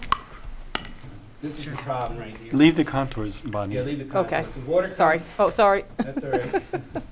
Okay. The problem that he's having, I know, the water comes down here and runs around here and runs down hillside. When we get to our point, we are gonna improve the ditch line and put new culvert pipes underneath the driveways that are there. And at this point, we put a catch basin and pipe it underneath and tie it into an existing storm sewer system that's there.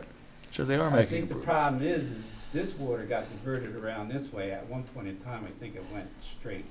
So if you go there, it looks like, I don't know whether the town of Chester did or what, but they probably had a problem down here washing out the ditch line, and they turned it in that way. Excuse me, So, could you show where the town line is? right here, that's what this data line is. Oh, okay. I can help you with that a little bit. The town line cuts. Can you see this, or can you see the screen at all, or? I can go over there. Okay. I don't want to make life difficult for you, then, for- Watch the wires. So went the other way. Can you see from there? Here, they turned it for you. You may be able to see. Yeah. This is your house here, right?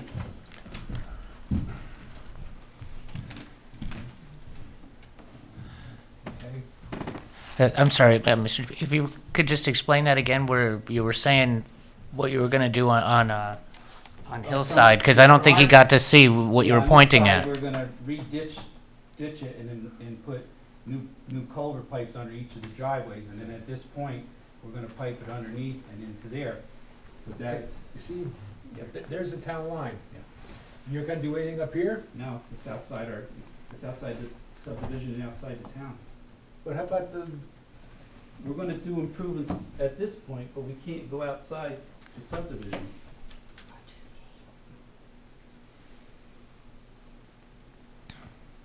what a fiasco. What are we gonna do about the stormwater? And your house is right here. That's me. Right. Yeah. Right. Excuse me. So if we look on this sheet, what improvements are being shown here? Okay, we're showing re-ditching this area in here, okay, down through here. And then we're putting a new culvert pipe underneath your driveway, and then ditching down to here and putting a new culvert pipe under this driveway, and then a new catch basin here and there.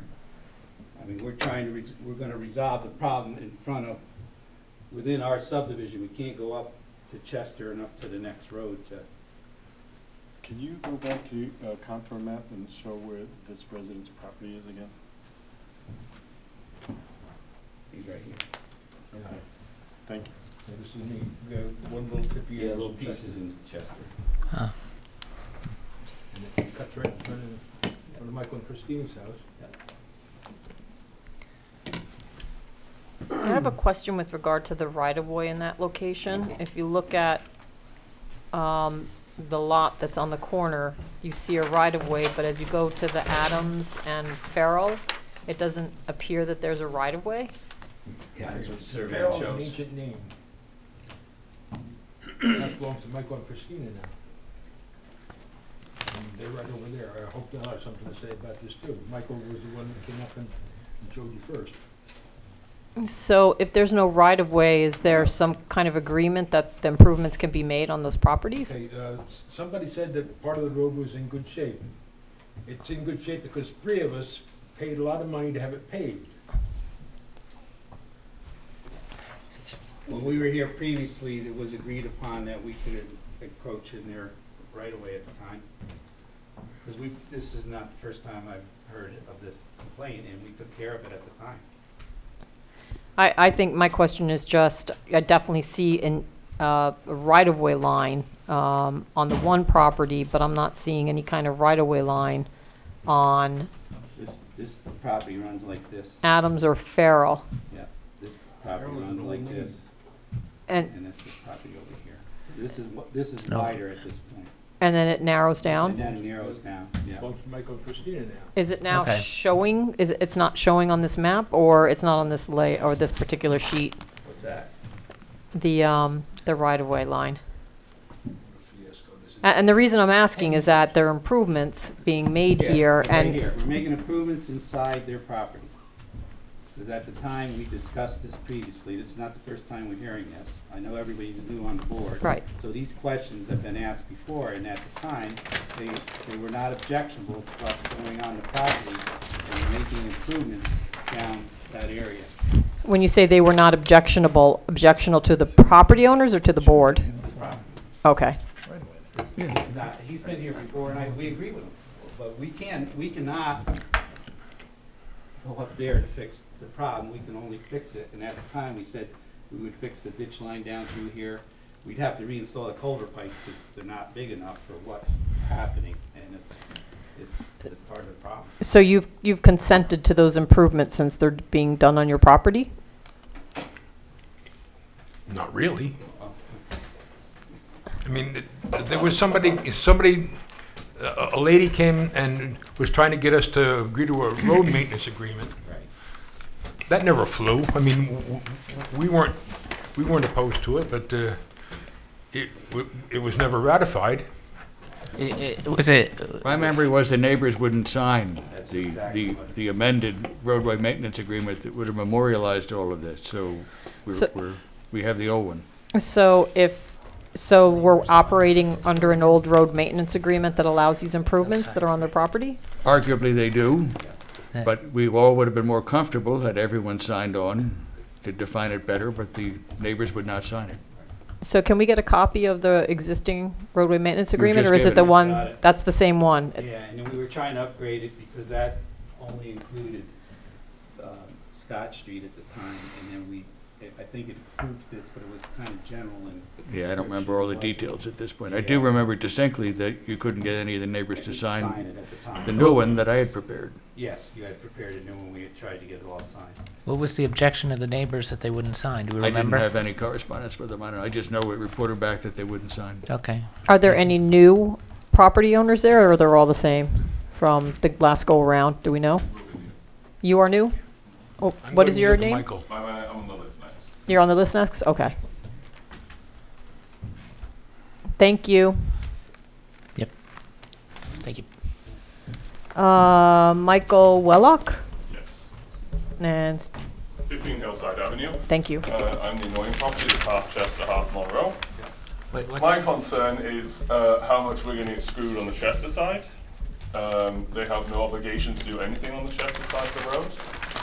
Unfortunately, all the traffic comes in on the Chester side of the road. So oh, my apologies. So yeah, so they have no obligation to do anything on the Chester side of the road. We, as property owners, do. So when they bring in their trucks, when they bring in any excavation equipment, it's all going to go down that Chester road, and I'm going to have to pay for it to be improved and managed. At the same time, I'm also losing property on the road halfway down. So it looks ridiculous when you have a road that gets 10 foot wider halfway down my property, as well as the whole road. It's going to be ridiculous. There's been no communication with any of us. Again, they started chopping down trees for nothing. It's been a very frustrating process. They haven't come to us with any of this information. Again, we're going to lose land. No one has come and shown us this drawing until tonight. I don't know why there has been no communication. It's been very poor. And again, it's just, we are going to be, so again, that drainage ditch comes down. It's going to come down like Chester side, and then I'm going to have a road. And so they've got to dig into it and then improve it, or I've now got to dig around it and make it wider so it can now fit into their new system. Again, without any communication, without any thought, without anyone coming around just to say, hey, here's what we're thinking. We have been to everybody before. No, I've never seen you. You're new. I understand that. Well, I've been there for what, 6 years, 7 years? Yeah, and that's the last 7 time. years is not new. Well, I've been here to a meeting before. Again, on this project, right? No one has come around to talk to us. Okay, well that's why we have no a public communication. We have public. This That's is why they have a beyond public. pathetic. That's why they have a public forum for you guys to come in here. We've implemented. Yeah, we got a letter 2 days beforehand, and now you're telling us they're going to take some land away. You're going to mess around. Just, it's between, we're kind of getting into Apologies. that's all right. Yeah. It's with us, please. So here's my problem is it's going to put a burden and a cost on us, the property owners, for them to make money. But we're doing improvements. On the Monroe side. So on the Chester side, it's on me to pay for you guys to bring the trucks down. You're going to have something that, okay, our trucks Our vehicles are only going to come in from the Monroe side. We're not going to use the Chester side.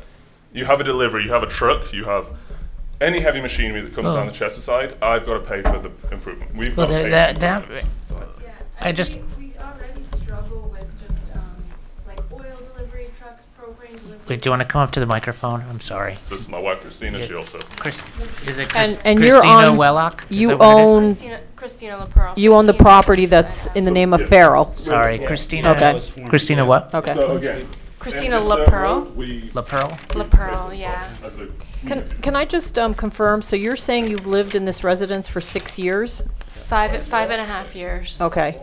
So that property name should change on the Yeah, we map. got, there's Yeah, a few yeah, others that are Mr. changed Adams was too saying are- that as well. So, yeah, Not it's subject to mislabeled. here, but we've gone back and we have notes changing it.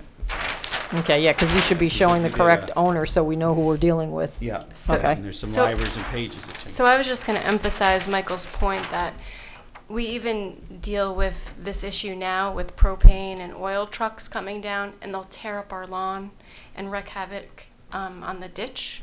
Like we've recently had someone just, you know, the trucks, it's really difficult to turn around, it's difficult to maneuver, and the road is not very wide on the Chester side, nor the Monroe side, and it impacts the drainage because the trucks end up going off the road into the ditch and clogging it up and causing even more problems. And there's loads of potholes, and it's in very poor condition, unfortunately. I think it'll be very difficult to maneuver large construction vehicles on the Chester side especially. You know, I don't know if you saw that the road was going to be widened on the Monroe side, if you saw the plan. So that is a better condition than you had 2 days ago when you got the notice. Chester side is going to be destroyed. Am I going to pay for it? Well, I would say, and Mike Donnelly's our great attorney over here, can help me out with this, but I think if they damage the road and it's your road, you could bring your own private action for the damage as a Clearly, property damage yeah. claim. So they can restore it to what it was. That's But true, I don't but think that they're on the costs- obligation to manage a property that's outside where their units are going to be. I mean, unless.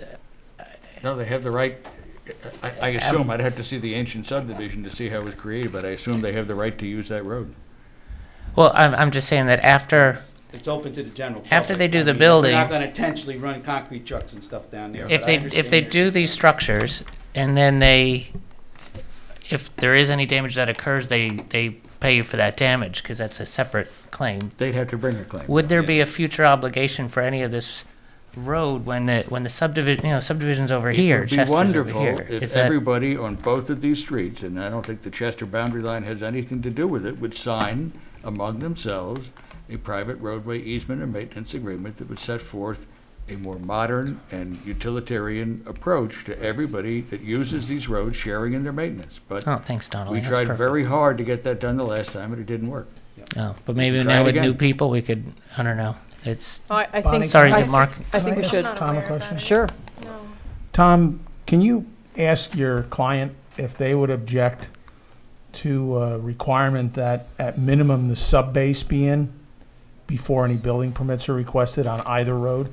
And those if you I don't see a problem with that because I think we were looking to rebuild and put the sub base in, then we were going to hold off on the because we were going to need to get concrete trucks. And the reason being is that generally code enforcement officers, when they issue a building permit, want to have code compliant access to the lot. Right. And if we get the road structure improved, at least with the subbase, it provides a safety advantage for access to the lots and provides the secondary benefit that these construction pieces of equipment will be going on a widened, structurally sound access way. So that should eliminate some of the concerns. And for the hillside lots, you can make the best attempt by indicating a restriction that access to all equipment for the development of those two lots must come off Cooper. Now, That if was they gonna be my if they fail to suggestion. comply, it's a private issue, but at least the board is taking it as far as they can. So those kind of Yeah. adjustments on the plan. And I talked to the original developer, and I know there's a new vendor involved, and I talked to him also, but That was the intent, so, I mean, we don't have a problem putting a note on no construction deliveries down from Heaton down. Why don't you talk to them and Yeah. offer that possibly Yeah, to the a board, and then possibility. it would just become a condition of the approval. Is Cooper a public road? I think Cooper is, I don't think this, Cooper is paved. I've been in Cooper. How wide is Cooper? And that is a town road. I think that's a town It's really road. narrow. I think There's several It above is, here. it that is are somewhat private narrow, roads, but too, that are a mess, too. Does the project require a bond for delivery for maintaining Cooper? Would For the town maintaining require Cooper? that? Yeah, No. no, because that's a town road. They have public access. That means you couldn't let an oil truck up there or a gas truck or anything. So you can't restrict that. We can work with the developer in these areas and, you know, minimize any impact. But you're right, we'll widen the road first and get the sub-base in, and we'll have a constructed sequence. I'll go over it with them. And it will serve the We'll make it benefit that when you bring in that equipment, if there's any areas that are problematic, you Problematic, can we'll- repair them Right. as a result of the heavier loads. Right. Before any surface improvements are made. Repair to what, Hillside and Scott or Cooper 2? Well, the Hillside and Scott are the improvements as part of this application. If there's damage to Cooper Street, that's to the highway superintendent, that if they But you have to prove overloaded that, right. what's legally on the town road. And they may require bonding for the work in the connection. Oh, we do, there is gonna be bonding involved on the two improvements. That was agreed to early on. Okay. oh. Can I just, do you have additional comments you want to make? I know you're standing here, and I didn't know if you were waiting or just listening at this point. I feel like No. we're gonna get screwed. That's what it feels like. Well, so I why- appreciate they're gonna make some money. Why do you feel that? Because again, there's no commitment to improving the Chester site. He says he can write a note on his drawing saying only deliver from Cooper, but is What- the truck driver gonna read the drawing? It Again, is- it's Well- all on us to have to pay for any improvements that is. Mike, would there be a way to tie the approval of this project to a road maintenance agreement that went all the way, from Heaton to Cooper, even across into Chester? Well, we always required that there would be a private roadway easement maintenance agreement, and that we prefer that it be signed by everyone. I'll have to look and see what happened. I think it ended up that the prior developer was the only one that signed it, which Signed it, yes. made him solely responsible for all that maintenance. So Right. we're gonna require one. Yeah. I think it only works well if everybody signs in. Right. But we'll try it again. Would that road maintenance agreement, that would go over into the Chester side, though? I don't see any reason why it couldn't continue over. It's not like we don't have the subdivision doesn't have jurisdiction, but we're trying to protect the general safety, health, and welfare. There's a problem with these roadways. They're going to be used by the public. Everybody would be better served if everybody that uses these roads buy into a private roadway easement and maintenance agreement that sets forth what has to be done, how it's done, what shares they pay. I think that's a good idea. This should be, I guess, then Would it be? circulated again, the concept of doing that. Quick question, is Hillside on the Chester side also private? Yes. Okay. Does Chester have to approve anything if it's on a private road, if it were in front of Michael's property, his dwelling? So if these improvements were just continued in front I of... believe so, we can't work in the town of Chester. Well, it's a private road as opposed to I don't know what the requirements are. I mean, you'd be on private property, right? Just Why to, would- just to taper it so these improvements aren't like smack in the middle of their There- lot. yeah, I don't there know is what the something to authority is or if they could. What's the point of having a road I don't that's know so that wide Chester that would only goes exert halfway any down the authority road? over private It's- road improvements, but We nor does Tom have any authority to go do it. This is not a new problem, we've worked in here before. Well, can we annex You know, two houses we can worth of only- Chester? No, I'm just wondering if, so it's, again, so it doesn't look like an oddity in front of their lot. Their other part of their lot happens to be in another jurisdiction. They can't. Do you have any issue with just tapering the improvements just in front of the Willocks property in Chester if it's allowed, allowable? I don't think there's a problem. We can taper it over 50 feet instead of that little zigzag we show there, which is ridiculous, but we were told to improve to the line at the time. I mean, Yeah, we know can't the require condition them of to the make roads out improvements there, and they're outside the not subdivision good, boundaries. But if they're willing to do it, and the property owner over whose property it is willing to allow them to do it, it can be done. Yeah. We can't require it, but it can be done if they agree to do it.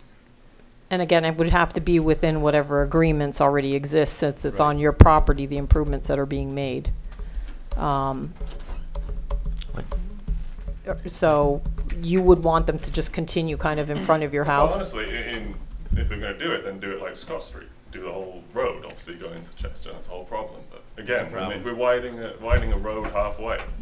Right. It's just Right. ridiculous. Right. We Well, would- and it's you know. it's just it's a matter of the planning board not really having jurisdiction Oh, I understand completely. to but make the then, improvements. I don't know.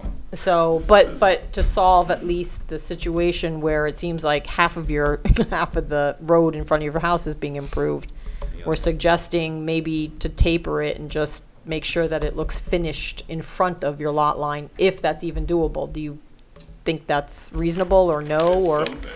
I don't know how reasonable it is. But it's Well, shouldn't it be, Okay. could it, like you said, if the road maintenance agreement was in place, it'd be great if, you lose the value of the width of the road if it's only halfway, but at least if it were paved all the way, that would be a better spot. Maybe if you're doing it, the agreement can be made with the Chester Highway Superintendent, and they would allow finishing it. I just don't know that they have Yeah, I don't think they're going to touch your private You're asking a road. lot of questions No, no. that have never Oh, been answered. because it's a this private is not road. the Yeah. first I see. time- Private, This is right. not the first time we faced So, this. right, gotcha. Yeah, you know, we've tried, we've done other development in Monroe, in these private roads, and we develop in front of the lots.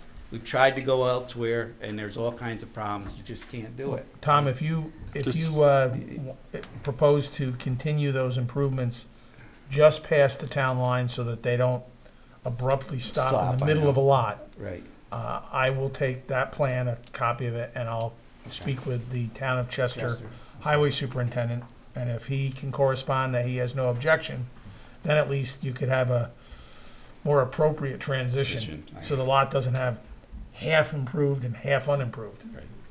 But they face this problem all over. I remember there was a petition at one time to take all these private roads over and make them town roads. That did not go over well. No, I'm sure. So, Do you have any other questions? Comments? Could, before we give it to Chester, could we see a copy? Well, I think that, yes, you would want to see what's improvements are being done in front of your house. Seeing any of these drawings would be useful. I don't think, because part of the problem is none of us. And yeah. they should be posted They're online, On the website. so you should be able to see them online. Tomorrow, there's a spot that says planning board planning board projects, and the most recent set of plans. So now, his next submittal, I'll take the old ones down and they'll put the new ones up. It's a little bit of a process that she's doing for me, so it takes a couple of days. But when the new submittals come in, she does switch them for me. And you as can a- go on and look at the Could ones you- that are on. Could you walk them through that if they contacted you, or? Sure. Yeah, and If as you a- could contact Noreen at the The town hall. town hall. When are you likely to submit it, Tom? Uh, Tomorrow morning, I bet. Yeah, right. I'm going to work all night. Unfortunately, I'm in class all day tomorrow, so. Well, I think you said we're going to continue the hearing to May 21st. We- Your submission date for that meeting is what, Noreen? The submission date for the May meeting? April 25th at noon. Right, I believe we have to leave it open because of the violation. Right. Yes, Right, yes. so the public hearing isn't being closed, we're going to continue it to the next public meeting, so this is your notice, it'll be May May 21st, 7:15. 21st, 7 PM, so that you know, okay? We just make up times over there. Anybody Well, we had else? another one. Any Yeah, other we have comments 3 from the public? Sure, or actually, let me take this gentleman first, because he's, He's not on the list. it just, again, since you're not on the list, your name and address. My name is Rich Strobel. I live at 129 Cooper Street. And I'm the recipient of all the water that comes down Hillside Avenue. What was your last name? I'm sorry. Strobel, S-T-R-O-B-E-L. Thank you. When Roy Montano was the highway guy, he came over and tried to help me stop the flood on my property, from all the water coming down Hillside Avenue. Okay? He couldn't do much on the street itself because it was a private road. So he put a catch basin on one side, did little improvements. It's helped it a bit, okay? When this was coming in here, the previous, not the highway superintendent you have now, the previous one, I got hold of him and he came up And he looked at this and he said, they're gonna have to do a lot of stuff on Hillside Avenue to catch the water coming down. He drew up a set of plans to do that. I never heard those plans being announced anywhere here, okay? It was supposed to be a drainage district go across the whole road, so the water coming down. In the wintertime, that water, snow up there melts, comes down, goes right across Cooper Street. I gotta call the highway department to come and sand it because it's ice, all right? They were supposed to fix this. When they did this, he said they were gonna widen the road. They were gonna put supposedly new basins in, a thing across it, and then it was gonna catch all the water so it wouldn't come across Cooper Street. As part of this subdivision, you're saying You know, these improvements? It was Chi at the time. The guy named Chi was doing it. Okay. Is it the same person? Keith Che. Well, actually, it's the same company. He's out. There's I think it's his brother-in-law. But then there's also another company involved that's gonna do the work too. So there's, but yeah. So my question. But you're correct, it's because it never got built that those improvements didn't happen, but they're on the plans. Exactly right. Right. Exactly right. And it's the same thing happened, but I said, I never heard about the meetings to break this up from 3 lots to 5 lots. It was always 5. It was always 5. Always 5. It was 5 originally, but the 3 that you have now, you're making 5 out of. Yes. It wasn't. This board approved 5 lots Okay, well. on 3 different and it's the occasions. board- it was the zoning board before that did that. It was the Okay. then planning board, I guess, or, I don't know, did you get variances for this? The only variance we got was on the private road part. Remember, you used to have to go for Yeah, the zoning board. 280A, something like that, yeah. Okay. That was the variance we had gotten, and that was when all the road improvement establishment. I remember. This right map at the time hasn't it was changed, involved. and since 2006, this map is unchanged. Yeah. It's Always been unchanged. 5 lots. Yeah, it's always been 5. So, when I approached the current highway superintendent about this, his answer to me was, it's none of my concern. Meanwhile, Roy and I, went around and around a few things about the drainage coming down, and he basically didn't believe me that I had that much water. One day I called him, he came up, I had 6 inches of water in my front yard. There was 4 inches on the road coming across the road. It was like a river, literally a river coming down, going around my house. And he made some improvements, all right? And it helped some, but the water still comes down Cooper Street. There's no drainage on the, I would say, the west side of Hillside Avenue. It comes down and it goes underground, and whatever water's on the road there comes right down to me. You're saying it comes down Hillside, you're saying, and Mhm. crosses Comes Cooper? right down Hillside, comes right across Cooper, Oh, right, it does. right I've across been my there. property. That's why we proposed those 2 catch basins. We're deepening them, and then we were lowering the ditch lines all the way up through there. But I think, Just real quick, the drainage study that was done for this, is the analysis based on, like, is it based on the SWIP requirements? Or does it compensate for more, given the existing problems? Do we know the drainage analysis, what the volume is, how much they're, I don't know that there's a SWIP on this, given the size of the application. No, it wasn't. but so we no did, drainage other than swales and? Other than the swales drainage and- design on the plans, which, like Mike said, this has been the proposal all along. They upsized some of the drainage pipes at my request because they were smaller than the 15. Yeah. 15 is the minimum the town would use if they were making an improvement. So they improved it to a standard that we asked for. Yes, at the time. So so if there's realities about the amount of water being discharged in general, even though it wouldn't need a SWIP from the state perspective, should there be any kind of stormwater attenuation of some sort where there's some capacity provided? Well, we did that on the lots proposed. We had underground infiltration. Okay. All right, so we, So you're holding some of we're the water also- back? yeah, some of the water back on our lots. I mean, we can't do anything anyplace else. So we did implement that into our overall design. So. Okay. And then The drainage proposal on the plans far exceeds what would be required to address the additional pavement that they're required to put in. So if anything, the drainage proposal on the plans is addressing existing conditions. Okay. Probably more than the conditions created by the subdivision.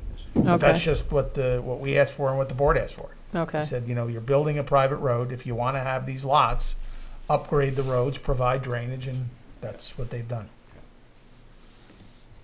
Doesn't solve my problem.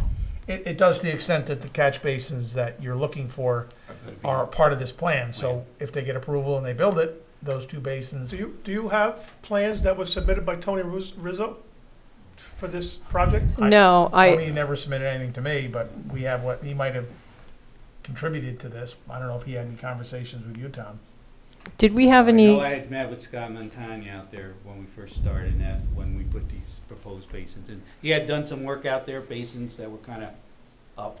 We were proposing deeper basins and dropping the ditch lines to catch the water, because it was running right across the road as it came down. Have you had any communications with the existing highway superintendent about the project?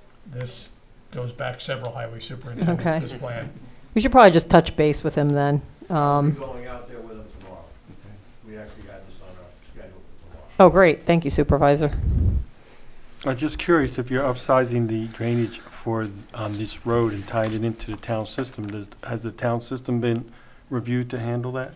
They're tying in, it's the same size piping. It's not as if they're putting 24s into 15s. So they're tying 15s into 15s and effectively extending the town system. I think one of the proposals he had was to put like a grading across Hillside Avenue, right across it, so the water coming down would go in that. Because there's no ditch on the south side or the east side of the street. It's only on the upside of it. Okay. All right, so the water comes across the road, then comes down, and there's no place for it to go. It overwhelms the catch basin that's right there. Okay. It just comes right across the road. Do we know who will maintain the new catch basins? Is They'll that have to be part of the road maintenance agreement. 'Cause they're gonna be towns in or, private. oh, okay. No, it's private. It's private. Private.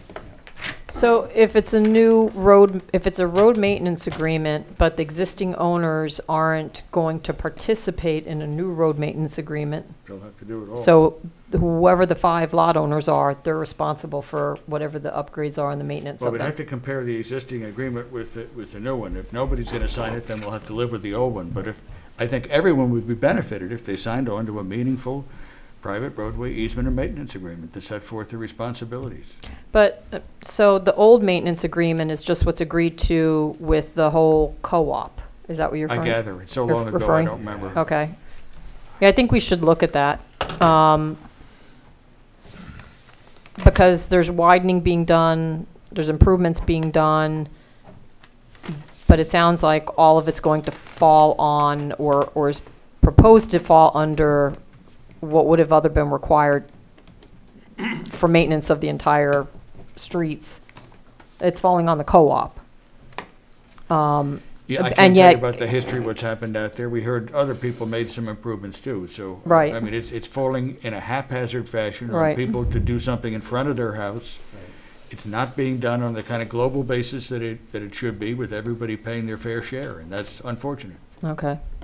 See, the agreement at the time was that the developer was gonna make all the improvements at his cost, and then Everybody would then maintain it. take over at that point. Right.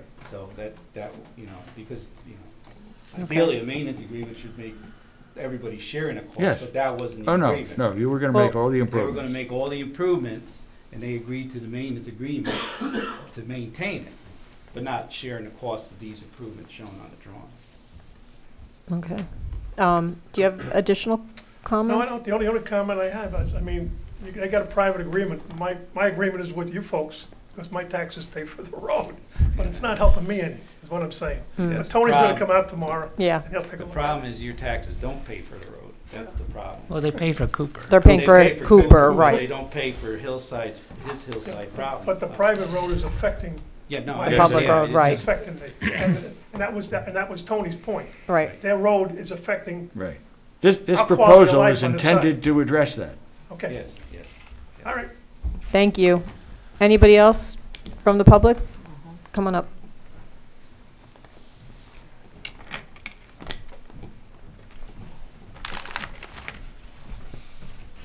I'm sorry, after listening to them, I am a little concerned that portion of the Scott Street Road is Chester. So are you going to do the entire road? No, there's No, no part no, of I- Scott in Chester. That's only within Monroe. The one tax bill on there is billed to Monroe, but it is part of Chester. Now, here, if you look, No, not the this road. is the Chester town line right here. That reaches just short. Can you put the map up there? And I can It's right here. Here's the there's the town line, This is the town line right here. Okay, and this where is Scott. the property? And the, Okay, this portion, there are two tax maps here. This portion is Monroe, I understand that. Where's, where's Scott Street in our property? Scott Street's that gray one. Okay, so I don't see our, dwelling 116. This particular portion is actually Chester. We're billed by Monroe. It's two different tax maps. 5 years ago, we were billed by Monroe, by Chester. Then they decided to allow Monroe to bill us. So I'm concerned that, is there a jurisdiction for Chester on that actually, or is Monroe actually gonna cover that? And you are going to go from, This is a tax map, Yeah, town and line's here. I don't know who's billing you. okay. Must be the same address that we got, but do not. but Okay. this lot is This here- definitely in the town of Monroe. Okay, this here has always been billed by Monroe. It was originally 114 Scott. This was always billed, again, up until 5 years ago, by Chester at 116 Scott. I can provide you the bills to show you, if it's really, not at the moment, but I can. Maybe the taxing authorities have finally straightened it out, because it's not Okay, in so Chester. I hope they were lower taxes. I just wanna make sure Development that is all the from, way to Scott, it's going all the way to Eaton, to Cooper. to Cooper is where you're gonna cover. Yes. Okay, I'm just, when Yeah. you started saying Chester, I got a little nervous. I think here. what happened at one time, didn't you own over here? Yeah, we No? owned this portion. This was never really a road. This was just a Like a driveway or a common driveway. between here, because all our parking was down here by the tennis court. That's where all our parking was. We only owned this portion of it up until, from Cooper to Heaton. And then you purchased that portion of it. My other, You're gonna be much longer, because I'm gonna have to change out. 2 minutes. But then we have to go over Bald Hill, so Okay. So after this, maybe we take a break. after this, okay. Okay. Is there any way that we can get all the, according to that maintenance agreement that I gave you, okay, it states that that portion, those 5 lots, and our 2, and the lot that is at the very corner, the first building you got, every perpetual owner of that property is responsible for maintaining the road.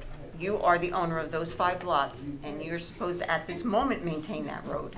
So why can we not, I mean, that's what that maintenance agreement states, so, and that goes back to 2005. So what's It's a the question? private enforcement issue for you to take care of. The best the That's town what can do I is to was make sure asking. that there's such an agreement in place, but it doesn't enforce it, you have to. Okay, is there any way I can get the owner's address? I have what's on the tax map, but they are not All right, responding. I will call him tomorrow and make sure that's the address that he got. Okay? 'cause Oh, that's I the have map. Do you have- Scott Street Development, Brooklyn, New York. Do you have 55108 Avenue? Yep. Third floor. All right, I'll call him tomorrow and make sure that's his address. In fact, I'll give you his phone number. Can I have it? Do you have his phone number? I do have my phone outside. I Because do. that would be very helpful to us. I just want to make sure that the town isn't going to, or the planning board, and again, I don't know the history of this, this is new to us, that the planning board isn't approving improvements on private roads where there may be individuals who don't agree to those improvements. I don't know what we can do Well, from it the is on public their agency. property, but it is within the right-of-way that's defined, so there's authority to do it. Defined private right-of-way. Yes. Yes. Okay. Well, this is going to be left What- open, so we'll have Yeah, more no, time I mean, to familiarize ourselves even further with Well- this, now knowing the circumstances. On the widening the road all the way, it's only like 2 more houses. Why wouldn't you go into Chester? Is it just... It's cost. It just cost. I'm gonna talk to the developer, but it's cost. I mean, look at the amount of improvements they're doing. I mean, basically, that was a dirt road when they showed up there, and they're gonna improve it to a private paved road. I'm just asking the question. Yeah, I know there's a lot of cost involved, but if you're I'm gonna tell you, developers, it always comes down to cost. yeah, I mean, but if you're selling the home, wouldn't you make more of it if you could make a left or a right out of the house? Because I mean, he's right across he has the same problem. This new house, he's going to have a wide road going into Monroe and a dirt road going into Chester. That's. So he's gonna come out and go down Cooper. Well, is that? I mean, isn't that a tough sell? I mean. Well, I'm not the salesman. I'm just telling you. I know why they're not gonna improve it. It's all gonna come down to cost. Uh-huh. And, I mean, I'll talk to them, but it's, Yes. You're. I'm done. Okay, thank you. Okay, thank you. Oh, we're going to take a break then, because George Thanks, has to change out.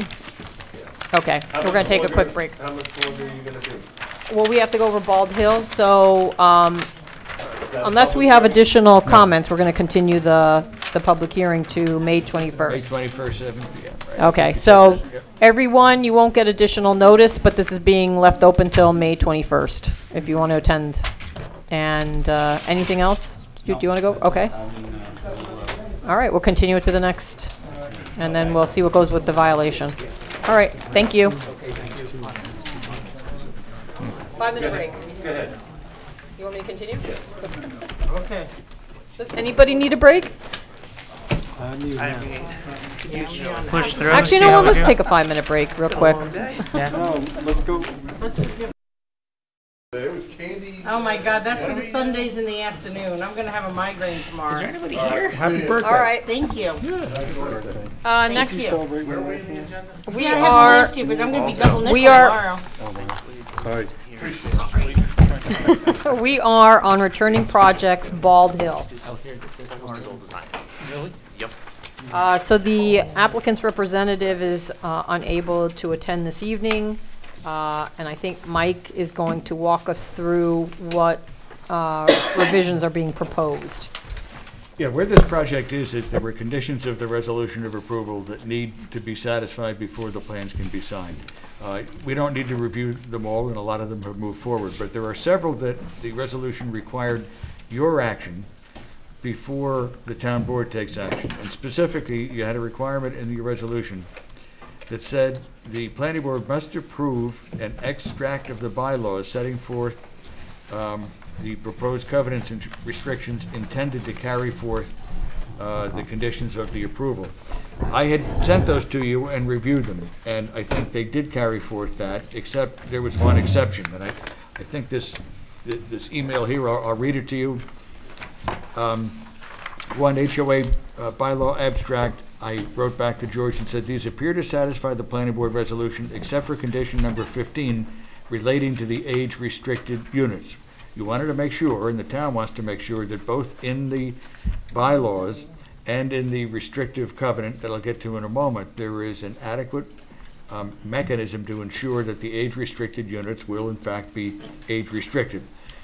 George wrote back and said, you asked that the abstract of the bylaws, which lists actions that the HOA is required to take satisfied conditions, incorporate, I'll read fast, schedule, new paragraph 7 that says, the HOA bylaws will provide every homeowner of an age-restricted unit with a rider to the disclosure statement, which shall include a disclosure that occupancy of the unit is subject to age restrictions. That's probably okay. However, the town board's going to have to approve this. Your task was to make sure that they made a provision, whether the language is satisfactory or not. I think that will work. If the bylaws mention, it puts every unit owner on notice. Next was the rules and regulations, and the same requirement was there. And the only thing that, when we went further, that George wanted to ask is there's a possibility that with the creation of this new village, if it comes to being, that this land will be in that village. And George wanted to make sure that the rules and regulations didn't, in all cases, say the town of Monroe, but rather the municipality with land use jurisdiction over the property. And I think that's actually beneficial to everybody, because otherwise we're going to get into confusion about whether the town of Monroe has the authority to enforce things that are possibly at some point in another municipality.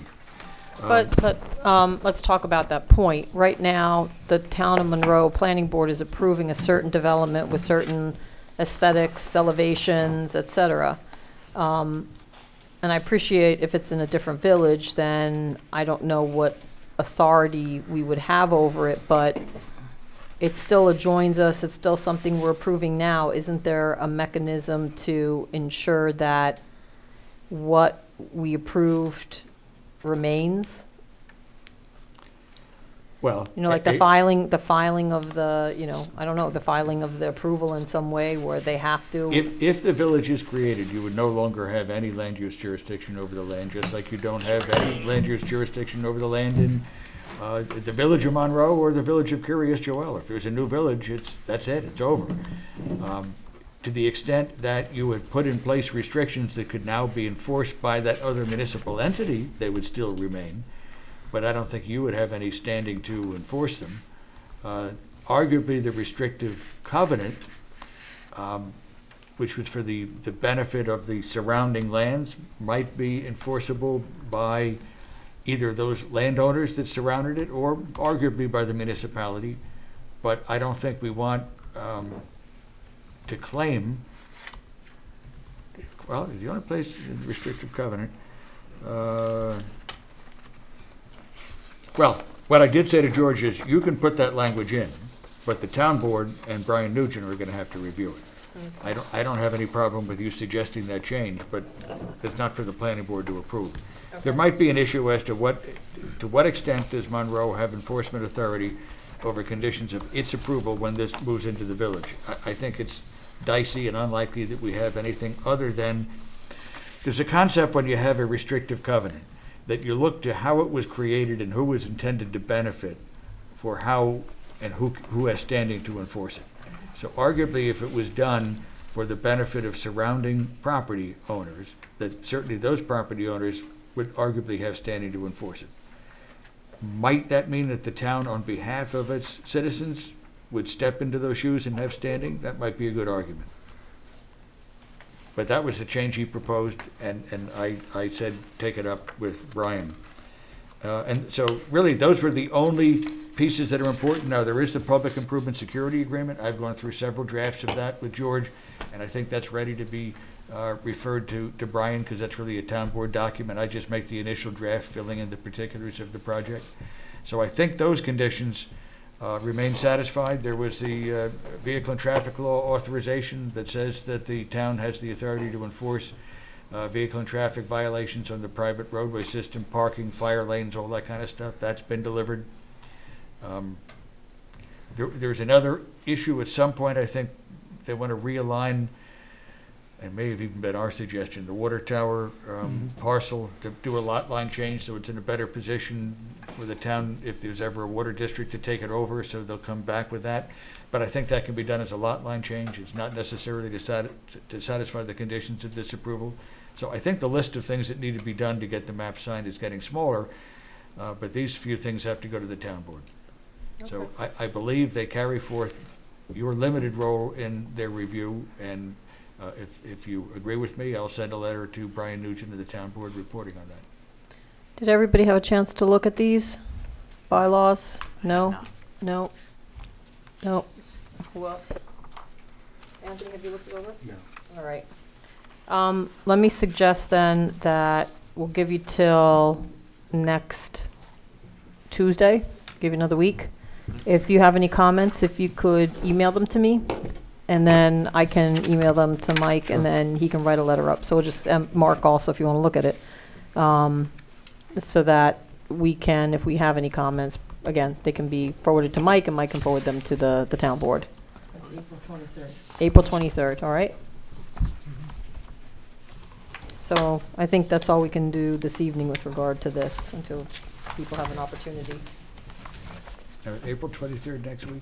Yeah, it's next Tuesday. Okay, I won't be in next week, but I'll see my email so I can always forward them. Okay. Is this your last meeting? No, I'll be here in May. Right. Also in your packets, just so you know, Mike sent over an email on conservation easements. I attached that in there. And then there was also an email from him today on DJ Realty that is also in your packet. Just so, I just stuck them at the end of the packet. I think that was everything I surprised you with. Anybody have any comments? Anything else you want to bring up unrelated to the agenda this evening? We can't do 3 of these in one night.